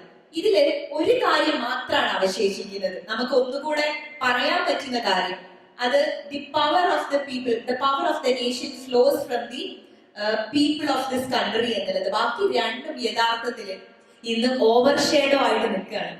നമ്മളുടെ ഓരോരുത്തരുടെയും തുല്യ അവസരം, തുല്യ നീതി, നമ്മുടെ എക്കണോമിക് സ്റ്റാറ്റസ്, നമ്മുടെ സോഷ്യൽ സ്റ്റാറ്റസ്, ഇവിടെയുള്ള പാവപ്പെട്ടവന്റെ അവസ്ഥ, തഴയപ്പെട്ടവന്റെ അവസ്ഥ, സ്ത്രീകളുടെ അവസ്ഥ, ദളിതന്റെ അവസ്ഥ, ആദിവാസികളുടെ അവസ്ഥ, ഇതൊക്കെ തഴയപ്പെട്ട് കിടക്കുകയാണ്. അപ്പൊ ഇങ്ങനെയുള്ള ഒരു കമ്മ്യൂണിറ്റിയിൽ നമ്മൾ എങ്ങനെയാണ് ഡെമോക്രസിയെ അഭിസംബോധന ചെയ്യേണ്ടത് എന്നുള്ള ക്വസ്റ്റ്യൻ അവിടെ നിലനിൽക്കുന്നു. അപ്പൊ നേരത്തെ മോഡറേറ്റർ സംസാരത്തിൽ സൂചിപ്പിച്ച പോലെ ഒരു ഭരണഘടനയുണ്ട് നമുക്ക്, എഴുതി വെക്കപ്പെട്ട കുറെ വാക്കുകൾ ഉണ്ട് നമുക്ക്.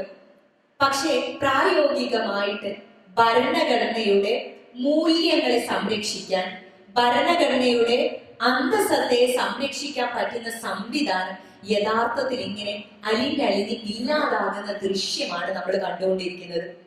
സ്ത്രീകളുമായി ബന്ധപ്പെട്ടിട്ട് നമ്മൾ സംസാരിക്കുകയാണെങ്കിൽ ഇപ്പൊ പ്രസക്തമായിട്ടുള്ള ചർച്ച റിസർവേഷനുമായി ബന്ധപ്പെട്ടിട്ടുള്ളതാണല്ലോ. എനിക്ക് തോന്നുന്നത് ആരും ആത്മാർത്ഥമായിട്ട് ഈ വിഷയത്തിനെ സമീപിക്കുന്നില്ല എന്നുള്ളതാണ്. പക്ക പൊളിറ്റിക്കൽ അപ്രോച്ചാണ് എല്ലാവരും നടത്തുന്നത്. ഏറ്റവും കൂടുതൽ വോട്ടേഴ്സ് സ്ത്രീകളാണ് എന്ന് നമുക്കറിയാം. രാജ്യത്തിന്റെ സ്വാതന്ത്ര്യത്തിന് ശേഷം സ്ത്രീകളുടെ പൊളിറ്റിക്കൽ പാർട്ടിസിപ്പേഷൻ കേരളത്തിലൊക്കെ വളരെയധികം കൂടിയിട്ടുണ്ട്. പക്ഷേ ഇന്ത്യയുടെ പൊളിറ്റിക്കൽ സ്ട്രക്ചർ എടുത്തു നോക്കിയാൽ ഉത്തർപ്രദേശിലും ബീഹാറും പോലെയുള്ള സംസ്ഥാനങ്ങളിൽ പൊളിറ്റിക്കൽ പാർട്ടിസിപ്പേഷൻ കേരളത്തിന്റെ അടുത്ത് നിൽക്കുന്നില്ല, ബംഗാളിന്റെ അടുത്ത് നിൽക്കുന്നില്ല. അത് എത്രയോ ചെറുതാണ്, ആളുകൾ മുന്നോട്ട് വരുന്നില്ല. ഇനി നമ്മൾ ടോട്ടലി ഈ രാജ്യത്തിന്റെ ഒരു പൊളിറ്റിക്കൽ ലെവൽ എങ്ങനെയാണ് എന്ന് നമ്മൾ പരിശോധിക്കുമ്പോൾ അത് ഉത്തർപ്രദേശിനെയും ബീഹാറിനെയും ഒക്കെ വെച്ച് നമ്മൾ പറയേണ്ടി വരും. കാരണം most of the seats are from these States. അപ്പൊ അതുകൊണ്ട് തന്നെ ആ സ്റ്റേറ്റിന്റെ അവസ്ഥയും നമ്മുടെ സ്റ്റേറ്റിന്റെ അവസ്ഥയും ഡിഫറെന്റ് ആണ്. അവിടെയുള്ള സ്ത്രീകളുടെ അവസ്ഥയും നമ്മളുടെ അവസ്ഥയും ഡിഫറെന്റ് ആണ്. പക്ഷെ ഇൻ ടോട്ടാലിറ്റി നമ്മൾ മൊത്തത്തിൽ നോക്കുമ്പോൾ ആസ് എ നേഷൻ നമ്മളുടെ അവസ്ഥ യഥാർത്ഥത്തിൽ മറ്റുള്ള സ്റ്റേറ്റിലുള്ള ആളുകളുടെ അല്ലെങ്കിൽ സ്ത്രീകളുടെ അവസ്ഥയും ഒക്കെയായി ബന്ധപ്പെട്ട് കിടക്കുന്നു എന്ന് തന്നെ വേണം പറയാൻ. അപ്പൊ ഇതിലെ ഇലക്ട്രൽ പ്രോസസ് എന്ന് പറയുന്നത് വളരെ ഇമ്പോർട്ടന്റ് ആയിട്ടുള്ള കാര്യമാണ്. അതാണ് ഞാൻ നേരത്തെ പറഞ്ഞത്. നമ്മളുടെ ജനാധിപത്യം എന്ന് പറയുന്ന പ്രക്രിയയിൽ ഈ ഒരു തെരഞ്ഞെടുപ്പ് രീതി, ഇത് രണ്ടിനെയും നമുക്ക് രണ്ടായിട്ട് പറയാൻ പറ്റില്ല. രണ്ടിനെയും ഒരുപോലെ കണക്കാക്കുകയും ഒരുപോലെ വായിക്കുകയും ഒരുപോലെ വായിക്കപ്പെടുകയും ചെയ്യേണ്ടതാണ്. അപ്പൊ ഇതില് ഈ സിസ്റ്റത്തില് ഒരു സുതാര്യത വേണം, ഒരു ഫെയർനെസ് വേണം. തെരഞ്ഞെടുപ്പ് ഉണ്ടാകാം, ആർക്കും മത്സരിക്കാം, ഇവിടെ ആർക്കും നോമിനേഷൻ കൊടുക്കാം, ആർക്കും ആരെയും തെരഞ്ഞെടുക്കാം, എന്റെ വോട്ട് എനിക്ക് ആരുടെ പേരിലും കാസ്റ്റ് ചെയ്യാൻ പറ്റും. പക്ഷേ അവിടെ ബേസിക് ക്വസ്റ്റ്യൻ എന്ന് പറയുന്നത് ഈ രാജ്യത്ത് ആര് കാൻഡിഡേറ്റ് ആകുന്നു എന്ന് പറയുന്നത് ക്വസ്റ്റ്യൻ ആണ്. കാരണം ബഹുഭൂരിപക്ഷം വരുന്ന റെപ്രസെന്റേഷനുള്ള സ്ത്രീകളിൽ നിന്ന് എത്ര കാൻഡിഡേറ്റ്സ് വരുന്നു എന്നുള്ളത് ക്വസ്റ്റ്യൻ ആണ്. അപ്പൊ നമ്മൾ ടോട്ടലി ഈ ഇലക്ഷനെ അല്ലെങ്കിൽ ഈ തെരഞ്ഞെടുപ്പ് പ്രക്രിയയെ കാണുമ്പോൾ ആ പ്രക്രിയയിലേക്ക് കടന്നു വരുന്ന പാർട്ടിസിപ്പേഷനിൽ എത്ര സ്ത്രീകളുണ്ട് എന്നുള്ളത് ചോദ്യമാണ്. അങ്ങനെ നോക്കുമ്പോൾ ഈ തെരഞ്ഞെടുപ്പിന്റെ ഫെയർനെസ്സിനെ, ഈ ഇലക്ട്രൽ പ്രോസസ്സിന്റെ ജനാധിപത്യ രീതിയെ അതുമായിട്ട് നമ്മൾ കൂട്ടി വായിക്കേണ്ടതുണ്ട്. അത് എത്രയോ എത്രയോ അകലമാണ്, വികലമായിട്ടുള്ള സ്വപ്നമായിട്ടാണ് നമ്മളുടെ ജനാധിപത്യം മാറുന്നത് എന്ന് വേണം മനസ്സിലാക്കാൻ. പിന്നെ എന്റെ പേഴ്സണൽ എക്സ്പീരിയൻസ് ഒക്കെ ചോദിച്ചുകൊണ്ട് പറയാണ്, വളരെ ഡിഫിക്കൽട്ട് ആയിട്ടുള്ള ഒരു സിറ്റുവേഷൻ ആണ് പലപ്പോഴും. എനിക്ക് തോന്നുന്നു ഒരു സ്ത്രീക്ക് ഒന്നുകൂടെ എന്താ പറയുക, സ്ഥായിയായി അല്ലെങ്കിൽ ആക്റ്റീവായി നിന്നുകൊണ്ട് പൊളിറ്റിക്കൽ പാർട്ടിസിപ്പേഷൻ നടത്തുക എന്ന് പറയുന്നത് അത് പലർക്കും പല രൂപത്തിലാണ് അനുഭവപ്പെടുന്നത്. പല സ്ഥലങ്ങളും പല ചുറ്റുപാടും ഒക്കെ അതിന് നിർണായകപരമായിട്ടുള്ള ഘടകങ്ങളാണ്. നമ്മൾ എവിടെ നിന്ന് വരുന്നു, നമ്മൾ എന്ത് വിശ്വാസത്തിനെ തേടുന്നു, നമ്മൾ എന്താണ് ഉൾക്കൊള്ളുന്നത് എന്നൊക്കെയുള്ളത്, അല്ലെങ്കിൽ നമ്മൾ ഏത് പാർട്ടിയിലാണ് വർക്ക് ചെയ്യുന്നത്. അപ്പൊ ഇതിലൊക്കെയുള്ള വ്യത്യസ്തതകള് യഥാർത്ഥത്തിൽ ഓരോ സ്ത്രീയുടെയും പൊളിറ്റിക്കൽ പാർട്ടിസിപ്പേഷനുമായി ബന്ധപ്പെട്ട് കിടക്കുന്നുണ്ട് എന്ന് തന്നെ ഞാൻ വിശ്വസിക്കുന്നു. അപ്പൊ ഇതില് ഒരു ഓപ്പണിംഗ് ഉണ്ടാക്കുക, ഞാൻ എപ്പോഴും ആഗ്രഹിക്കുന്ന ഒരു കാര്യം, ഒരു ലൈറ്റ് അല്ലെങ്കിൽ ഒരു ഷേഡോ ആയിട്ട് മാറുന്നതിനപ്പുറത്തേക്ക് ഒരു ചെറിയ ഓപ്പണിംഗ് ഉണ്ടാക്കി കൊടുക്കുക. കേട്ടിട്ടുണ്ട് പല ആളുകളും സംസാരിക്കുന്നത്. ഇന്ദിരാ ഗാന്ധി എന്ന് പറഞ്ഞിട്ടുള്ള പെപ്സിക്കോയുടെ സിഇഒ അവരൊരു ഡിസ്കഷനിൽ പറയുന്നുണ്ട്, നിങ്ങൾ സ്ത്രീകളാണ്, നിങ്ങളുടെ മുൻപിലുള്ള ഏറ്റവും വലിയ ബാധ്യത എന്ന് പറഞ്ഞത് just come and walk away എന്നുള്ളതല്ല, നിങ്ങൾ വരിക, നിങ്ങൾ പിന്നെ നടന്നു പോവുക എന്നുള്ളതല്ല. ഇന്ത്യയിൽ ജീവിക്കുന്ന സ്ത്രീകൾക്ക് വഴി വെട്ടുക എന്ന് പറയുന്നത് ഒരു വലിയ ടാസ്ക് തന്നെയാണ്. വഴി വെട്ടിക്കൊടുക്കുക, ബാക്കിയുള്ള ആളുകൾക്ക് കടന്നു വരാനുള്ള വഴികൾ തെളിയിക്കുക എന്ന് പറയുന്നത് വളരെ ടാസ്ക് ആയിട്ടുള്ള ഒരു കാര്യമാണ്. പ്രത്യേകിച്ച് പാട്രിയാർക്കൽ കമ്മ്യൂണിറ്റിയിൽ ജീവിക്കുമ്പോൾ. ഇപ്പം most of the political parties, ഏത് രാഷ്ട്രീയ സംഘടന എടുത്തു നോക്കുകയാണെങ്കിലും അതിന്റെ എല്ലാം തലപ്പത്തുള്ളത് പുരുഷന്മാരാണ്. പുരുഷന്മാരാൽ നിയന്ത്രിക്കപ്പെടുന്ന രാഷ്ട്രീയ സംഘടനകളാണ് കേരളത്തിൽ പോലുള്ളത്. ഇത്രയും ലിറ്ററേറ്റ് ആണ് എന്ന് നമ്മൾ പറയുന്ന, ഇത്രയും എഡ്യൂക്കേഷണലി അപ്ലിഫ്റ്റഡ് ആണ് എന്ന് പറയുന്ന, പൊളിറ്റിക്കലി കുറച്ചുകൂടെ വിജിലന്റ് ആണ് എന്ന് പറയുന്ന നമ്മളുടെ നാട്ടിലെ അവസ്ഥ തന്നെ ഇത് പരിശോധിച്ച് നോക്കിയാൽ മതി. ഏത് പാർട്ടി ആണെങ്കിലും, CPM ആണെങ്കിലും, കോൺഗ്രസ് ആണെങ്കിലും, ഞാൻ പ്രതിനിധീകരിക്കുന്ന ഇന്ത്യൻ യൂണിയൻ ലീഗ് ആണെങ്കിൽ, മുസ്ലിം ലീഗ് ആണെങ്കിലും ഒക്കെ ഇതിന്റെ ഒക്കെ ഡയറക്ടർ ബോർഡിലുള്ളത് പുരുഷന്മാരായിട്ടുള്ള ആളുകളാണ്. സോ ഇപ്പൊ നടക്കുന്ന ഒരു വ്യവസ്ഥ എന്ന് പറയുന്നത്, എനിക്കറിയില്ല എത്ര പേര് സമ്മതിക്കും എന്നുള്ളത്, അവിടെ നിന്ന് ലഭിക്കുന്ന നിർദ്ദേശങ്ങൾക്കനുസരിച്ച് അല്ലെങ്കിൽ ആ ഒരു പ്രോട്ടോകോളിനനുസരിച്ച് അതിനെ ഏറ്റു കൊണ്ടുപോകുന്ന ഒരു രീതിയാണ് യഥാർത്ഥത്തിൽ നടക്കുന്നത്. അപ്പൊ ആക്റ്റീവായിട്ട് നിങ്ങൾക്ക് ഇതിൽ എന്ത് ചെയ്യാൻ പറ്റും എന്നുള്ള ചോദ്യമാണ് നിലനിൽക്കുന്നത്. നിങ്ങൾക്ക് എങ്ങനെ ഇതില് ഒരു സ്ത്രീ എന്നുള്ള രൂപത്തിൽ അല്ലെങ്കിൽ ഒരു വിമൻ റെപ്രസെന്റേഷൻ എന്നുള്ള രൂപത്തിൽ നിങ്ങളുടെ പോളിസി മേക്കിങ്ങിലേക്ക് സംഭാവന ചെയ്യാൻ പറ്റും? അല്ലെങ്കിൽ നമ്മളെ പോലെയുള്ള സ്ത്രീകളെ അഡ്രസ് ചെയ്തുകൊണ്ട് നിങ്ങൾക്ക് എങ്ങനെ ഇൻഡിപെൻഡന്റ് ആയിട്ട് അഭിപ്രായങ്ങൾ പറയാൻ പറ്റും? ഇനി വേണ്ട, നിയമസഭയിൽ പോലും ആണെങ്കിൽ പലപ്പോഴും സ്ത്രീകളെ സംബന്ധിച്ച് നടക്കുന്ന ഡിസ്കഷനുകളിൽ പുരുഷന്മാർ അഭിപ്രായം പറയുമ്പോൾ ഞാൻ വളരെ അത്ഭുതത്തോടെ നോക്കി നിന്നിട്ടുണ്ട്. അവർ എന്ത് ആത്മാർത്ഥത അല്ലെങ്കിൽ ഏത് മനോവികാരത്തിലാണ് സംസാരിക്കുന്നത് എന്ന്. ഒരു സ്ത്രീയുടെ ഹൃദയത്തിന്റെ റിഫ്ലക്ഷൻ ആയിട്ട് മാറാൻ, ഒരു സ്ത്രീയുടെ ജീവിത വ്യവസ്ഥയുമായി ബന്ധപ്പെട്ടിട്ടുള്ള ബില്ല് കൊണ്ടുവരുമ്പോൾ ആ ബില്ലില് അവൾ ആഗ്രഹിക്കുന്ന പോലെ അല്ലെങ്കിൽ ഒന്നുകൂടെ സ്ത്രീയുടെ ജീവിത രീതിയും ഒക്കെ ആയി ബന്ധപ്പെട്ടുകൊണ്ട് സംസാരിക്കാൻ എത്ര പേർക്ക് സാധിക്കുന്നു എന്ന് പറയുന്നത് ചോദ്യമാണ്. അപ്പൊ ഏജൻസീസിനേക്കാളും അപ്പുറം, മറ്റൊരു ഏജൻസിയേക്കാളും അപ്പുറം സെൽഫായിട്ടുള്ള നമ്മളെ പോലെയുള്ള റെപ്രസെന്റേഷൻ പാർലമെന്റിലും നിയമസഭയിലും ഒക്കെ ഉണ്ടാവുക എന്ന് പറയുന്നതാണ് നമ്മൾ ഓരോരുത്തരും ആഗ്രഹിക്കുന്നത്. ഓക്കെ, ചുരുക്കം എനിക്ക് പറയാനുള്ളത് ഇത്ര മാത്രം.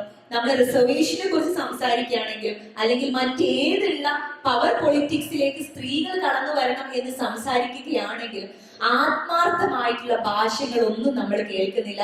ഇവൻ ഇപ്പൊ പാസ്സായിട്ടുള്ള ബില്ല് പോലും ഞാൻ തിരിച്ചറിയുന്നത് വെറും പൊളിറ്റിക്കൽ സ്റ്റണ്ടിന് വേണ്ടിയിട്ടുള്ള മെക്കാനിസം മാത്രമാണ്. അതിന്റെ വാലിഡിറ്റി 20 years ആണെന്ന് പറയുമ്പോൾ ആ 20 years വരെ ഉരുളാൻ വേണ്ടിയിട്ടുള്ള പിന്നെ പോളിസികൾ അല്ലെങ്കിൽ അതിന് വേണ്ടിയിട്ടുള്ള ചെറിയ ചെറിയ കാര്യങ്ങളാണ് ഇവർ ഈ ഡീലിമിറ്റേഷൻ പോലെയുള്ള കാര്യങ്ങൾ കൊണ്ടുവരുന്നത്. അതുകൊണ്ട് ജനാധിപത്യത്തിലേക്ക് സ്ത്രീകളെ പങ്കെടുപ്പിക്കണം, സ്ത്രീകളെ കൂടി കൂട്ടണം, അല്ലെങ്കിൽ അവർക്കും ഉള്ള വേദി ഉണ്ടാവണം എന്ന് ആത്മാർത്ഥമായി ആഗ്രഹിക്കുകയാണെങ്കിൽ ഇതൊന്നും ഒരു തടസ്സമാവില്ലായിരുന്നു എന്ന് പറഞ്ഞു ചുരുക്കുന്നു. നമ്മൾ എത്ര കാലം ഇനി ഇതുപോലുള്ള ചർച്ചകൾ തുടരും എന്നുള്ളതിനൊന്നും യാതൊരു ധാരണയില്ല. പക്ഷെ ഞാൻ പറയുന്ന ഒരു കാര്യം, ഞാൻ എന്നുള്ളതല്ല, നമ്മൾ പറയുന്ന ഒരു കാര്യം, മതം പുരുഷാധിപത്യ ശീലങ്ങൾ ഉൾക്കൊള്ളുമ്പോൾ അതിനെതിരെ പോരാടാനുള്ള എത്ര വഴികൾ നമുക്ക് ശേഷിക്കുന്നു എന്നുള്ളതാണ്. സോക്രട്ടീസിനെ കൊല്ലുക എന്നുള്ളത് ഒരു ഭൂരിപക്ഷ തീരുമാനമായിരുന്നു. അതുകൊണ്ട് ശരിയാവണമെന്നില്ല. അപ്പൊ ഭൂരിപക്ഷ തീരുമാനം എന്നുള്ളതിനകത്ത് മാറ്റി ചിന്തിക്കേണ്ട ഒരു കാലം നമുക്ക് വന്നിരിക്കുന്നു എന്നുള്ളത്. ഒരു കാര്യം കൂടി, KT മുഹമ്മദിന്റെ പാത്തേയി എന്ന് പറയുന്ന ഇത് ഭൂമിയാണെന്നുള്ള നാടകത്തിൽ പാത്തേയി എന്ന് പറയുന്ന കഥാപാത്രം ഒരൊറ്റ വാചകം പങ്കുവെക്കുന്നു. എത്ര വർഷം മുമ്പാണെന്ന് നോക്കൂ.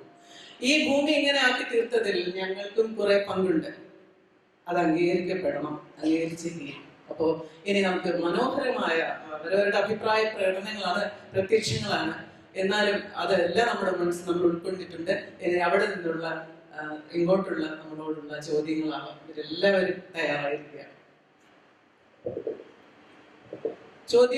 ചോദ്യം മാത്രമാകുമ്പോ ഉത്തരം അങ്ങനെ വളരെ രസകരമായി വരും. ചോദ്യം സിമ്പിളാണ്. ചോദ്യം നമ്മുടെ ബിജിമോൾ എന്ന് പറയുന്ന MLA ആണല്ലോ അല്ലേ? ബിജിമോൾ സഖാവ്.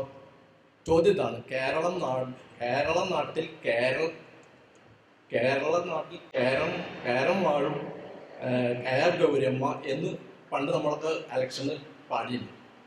ഒരു വനിതാ മുഖ്യമന്ത്രി മറ്റുള്ള സംസ്ഥാനങ്ങൾ മുഴുവൻ ഉണ്ടായിട്ടും കേരളത്തിൽ ഒരു വനിതാ മുഖ്യമന്ത്രി ഉണ്ടായിട്ടില്ല എന്നാണ്. തന്നെയല്ല, കഴിഞ്ഞ പ്രാവശ്യം ശൈലജ ടീച്ചർ മന്ത്രിയാവുമെന്ന് പറഞ്ഞു, അതും ആയില്ല. അപ്പോൾ നമ്മൾ എങ്ങനെയാണ് ഒരു ബദൽ രാഷ്ട്രീയം, ഭൂഷാ രാഷ്ട്രീയത്തിന് ബദലായിട്ട് കമ്മ്യൂണിസ്റ്റുകാരെ എങ്ങനെയാണ് ഉയർത്തിക്കൊണ്ടുവരുന്നത് എന്നുള്ള ചോദ്യം ഒന്നാമത്തെ ചോദ്യം. പിന്നെ ജനറൽ സീറ്റിൽ, രണ്ടാമത്തെ ചോദ്യം, ജനറൽ സീറ്റിൽ ഒരു വനിതയെ നിർത്തി ഇതുവരെയ്ക്ക് ജയിപ്പിച്ചിട്ടില്ല എന്നാണ് എൻ്റെ ഒരു പൊതു മണ്ഡലത്തിൽ വനിതകളെ നിർത്തുന്നുണ്ടോ എന്ന് എനിക്കറിയില്ല. മിക്കവാറും വനിതാ റിസർവേഷൻ മണ്ഡലങ്ങളിലായിരിക്കും നിർത്തുന്നത്. ഇതാണ് രണ്ട് ചോദ്യം. പിന്നെ ഞാൻ പറഞ്ഞില്ല, പഴയ 52 കാര്യമൊന്നും പറയുന്നില്ല. മാലിനി ഭട്ടാചാര്യ അതുപോലെ കുന്ദാസൻ, അവർക്കൊന്നും ബില്ല് അവതരിപ്പിക്കാൻ അവസരം കൊടുക്കാത്തതും കൂടിയാണ് നമ്മുടെ ഇടതുപക്ഷ പാർട്ടി എന്ന് ഓർമ്മപ്പെടുത്താണ്. 52 കാര്യം അത് പറയണ്ട. ഈ 2 ക്വസ്റ്റ്യൻ മാത്രം ഓക്കെ. കേരം തിങ്ങും കേരള നാട്ടിൽ KR ഗൗരി ഭരിക്കട്ടെ, അതാണ് ഒരു കാലഘട്ടത്തിൽ നമ്മൾ കേട്ട ഒരു മുദ്രാവാക്യം. നിർഭാഗ്യവശാൽ KR ഗൗരിയമ്മയ്ക്ക് മുഖ്യമന്ത്രിയാകാനായിട്ട് കഴിഞ്ഞില്ല. ഏറ്റവും കാലം നിയമസഭയിൽ അസംബ്ലിയില് വിവിധ വകുപ്പ് കൈകാര്യം ചെയ്ത മന്ത്രിയാകാൻ കഴിയുമെങ്കിലും KR ഗൗരിയമ്മയ്ക്ക് മുഖ്യമന്ത്രിയാകാൻ കഴിയാതെ പോയി. ശൈലജ ടീച്ചർക്ക് മുഖ്യമന്ത്രിയാകാൻ കഴിയാതെ പോയി എന്നൊക്കെ ഉള്ളത് ഞങ്ങളുടെ സ്വകാര്യ ദുഃഖങ്ങളാണ്. അതൊക്കെ ഇല്ല എന്ന് പറഞ്ഞിട്ട് കാര്യമില്ല. മറ്റൊന്ന്, ഇപ്പം റിസർവേഷൻ ഇല്ല എന്നുള്ളത് കൊണ്ട് തന്നെ ത്രിതല പഞ്ചായത്ത് മാത്രമാണ് വനിതകൾക്ക് റിസർവേഷൻ ഉള്ളത്. ഞാനടക്കം ഇപ്പൊ ജയിച്ചു വന്നിട്ടുള്ള MLA-മാരെല്ലാം തന്നെ പൊതുമണ്ഡലത്തിൽ നിന്ന് തന്നെ ജയിച്ചു വന്നിട്ടുള്ളവരാണ്. ഇവിടെ റിസർവേഷൻ ഇല്ല. ഇനി ഒരു റിസർവേഷൻ വന്നെങ്കിൽ മാത്രമേ കൂടുതൽ സ്ത്രീകൾ അസംബ്ലിയിലേക്കും പാർലമെന്റിലേക്കും എത്തൂ എന്നുള്ളതാണ്. അതുകൊണ്ട് ഇപ്പൊ പാസ്സാക്കി വെച്ചിരിക്കുന്ന സംവരണ ബില്ല് വളരെ വേഗം നടപ്പിലാക്കാൻ വേണ്ടിയിട്ടുള്ള ഒരു സമ്മർദ്ദം പ്രിയപ്പെട്ട സുഹൃത്തിന്റെ ഭാഗത്തു നിന്ന് ശക്തമായ ഒരു പിന്തുണ ഉണ്ടാകണമെന്ന് ഈ അവസരത്തിൽ പ്രത്യേകമായിട്ട് അഭ്യർത്ഥിക്കുന്നു.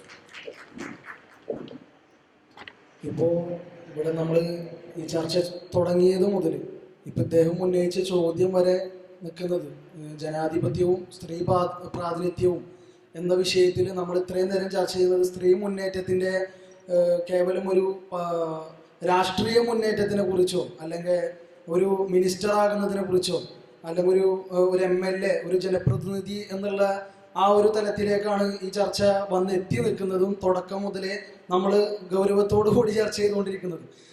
യഥാർത്ഥത്തിൽ നമ്മുടെ സമൂഹത്തിൽ സ്ത്രീ പ്രാതിനിധ്യത്തിന് തടസ്സം നിൽക്കുന്നത് അല്ലെങ്കിൽ സ്ത്രീകൾ എക്കാലഘട്ടത്തിലും അടിച്ചമർത്തപ്പെട്ടു പോകുന്നത് യഥാർത്ഥത്തിൽ മത ചുറ്റുപാടുകൾ കൊണ്ടല്ലേ, മത അന്തരീക്ഷ നിലനിൽക്കുന്നത് കൊണ്ടല്ലേ എന്നുള്ള വസ്തുത നമ്മളിവിടെ ചർച്ചയിൽ മറഞ്ഞു പോയതാണ്. എന്തുകൊണ്ടാണെന്നുള്ളത് എനിക്കറിയില്ല.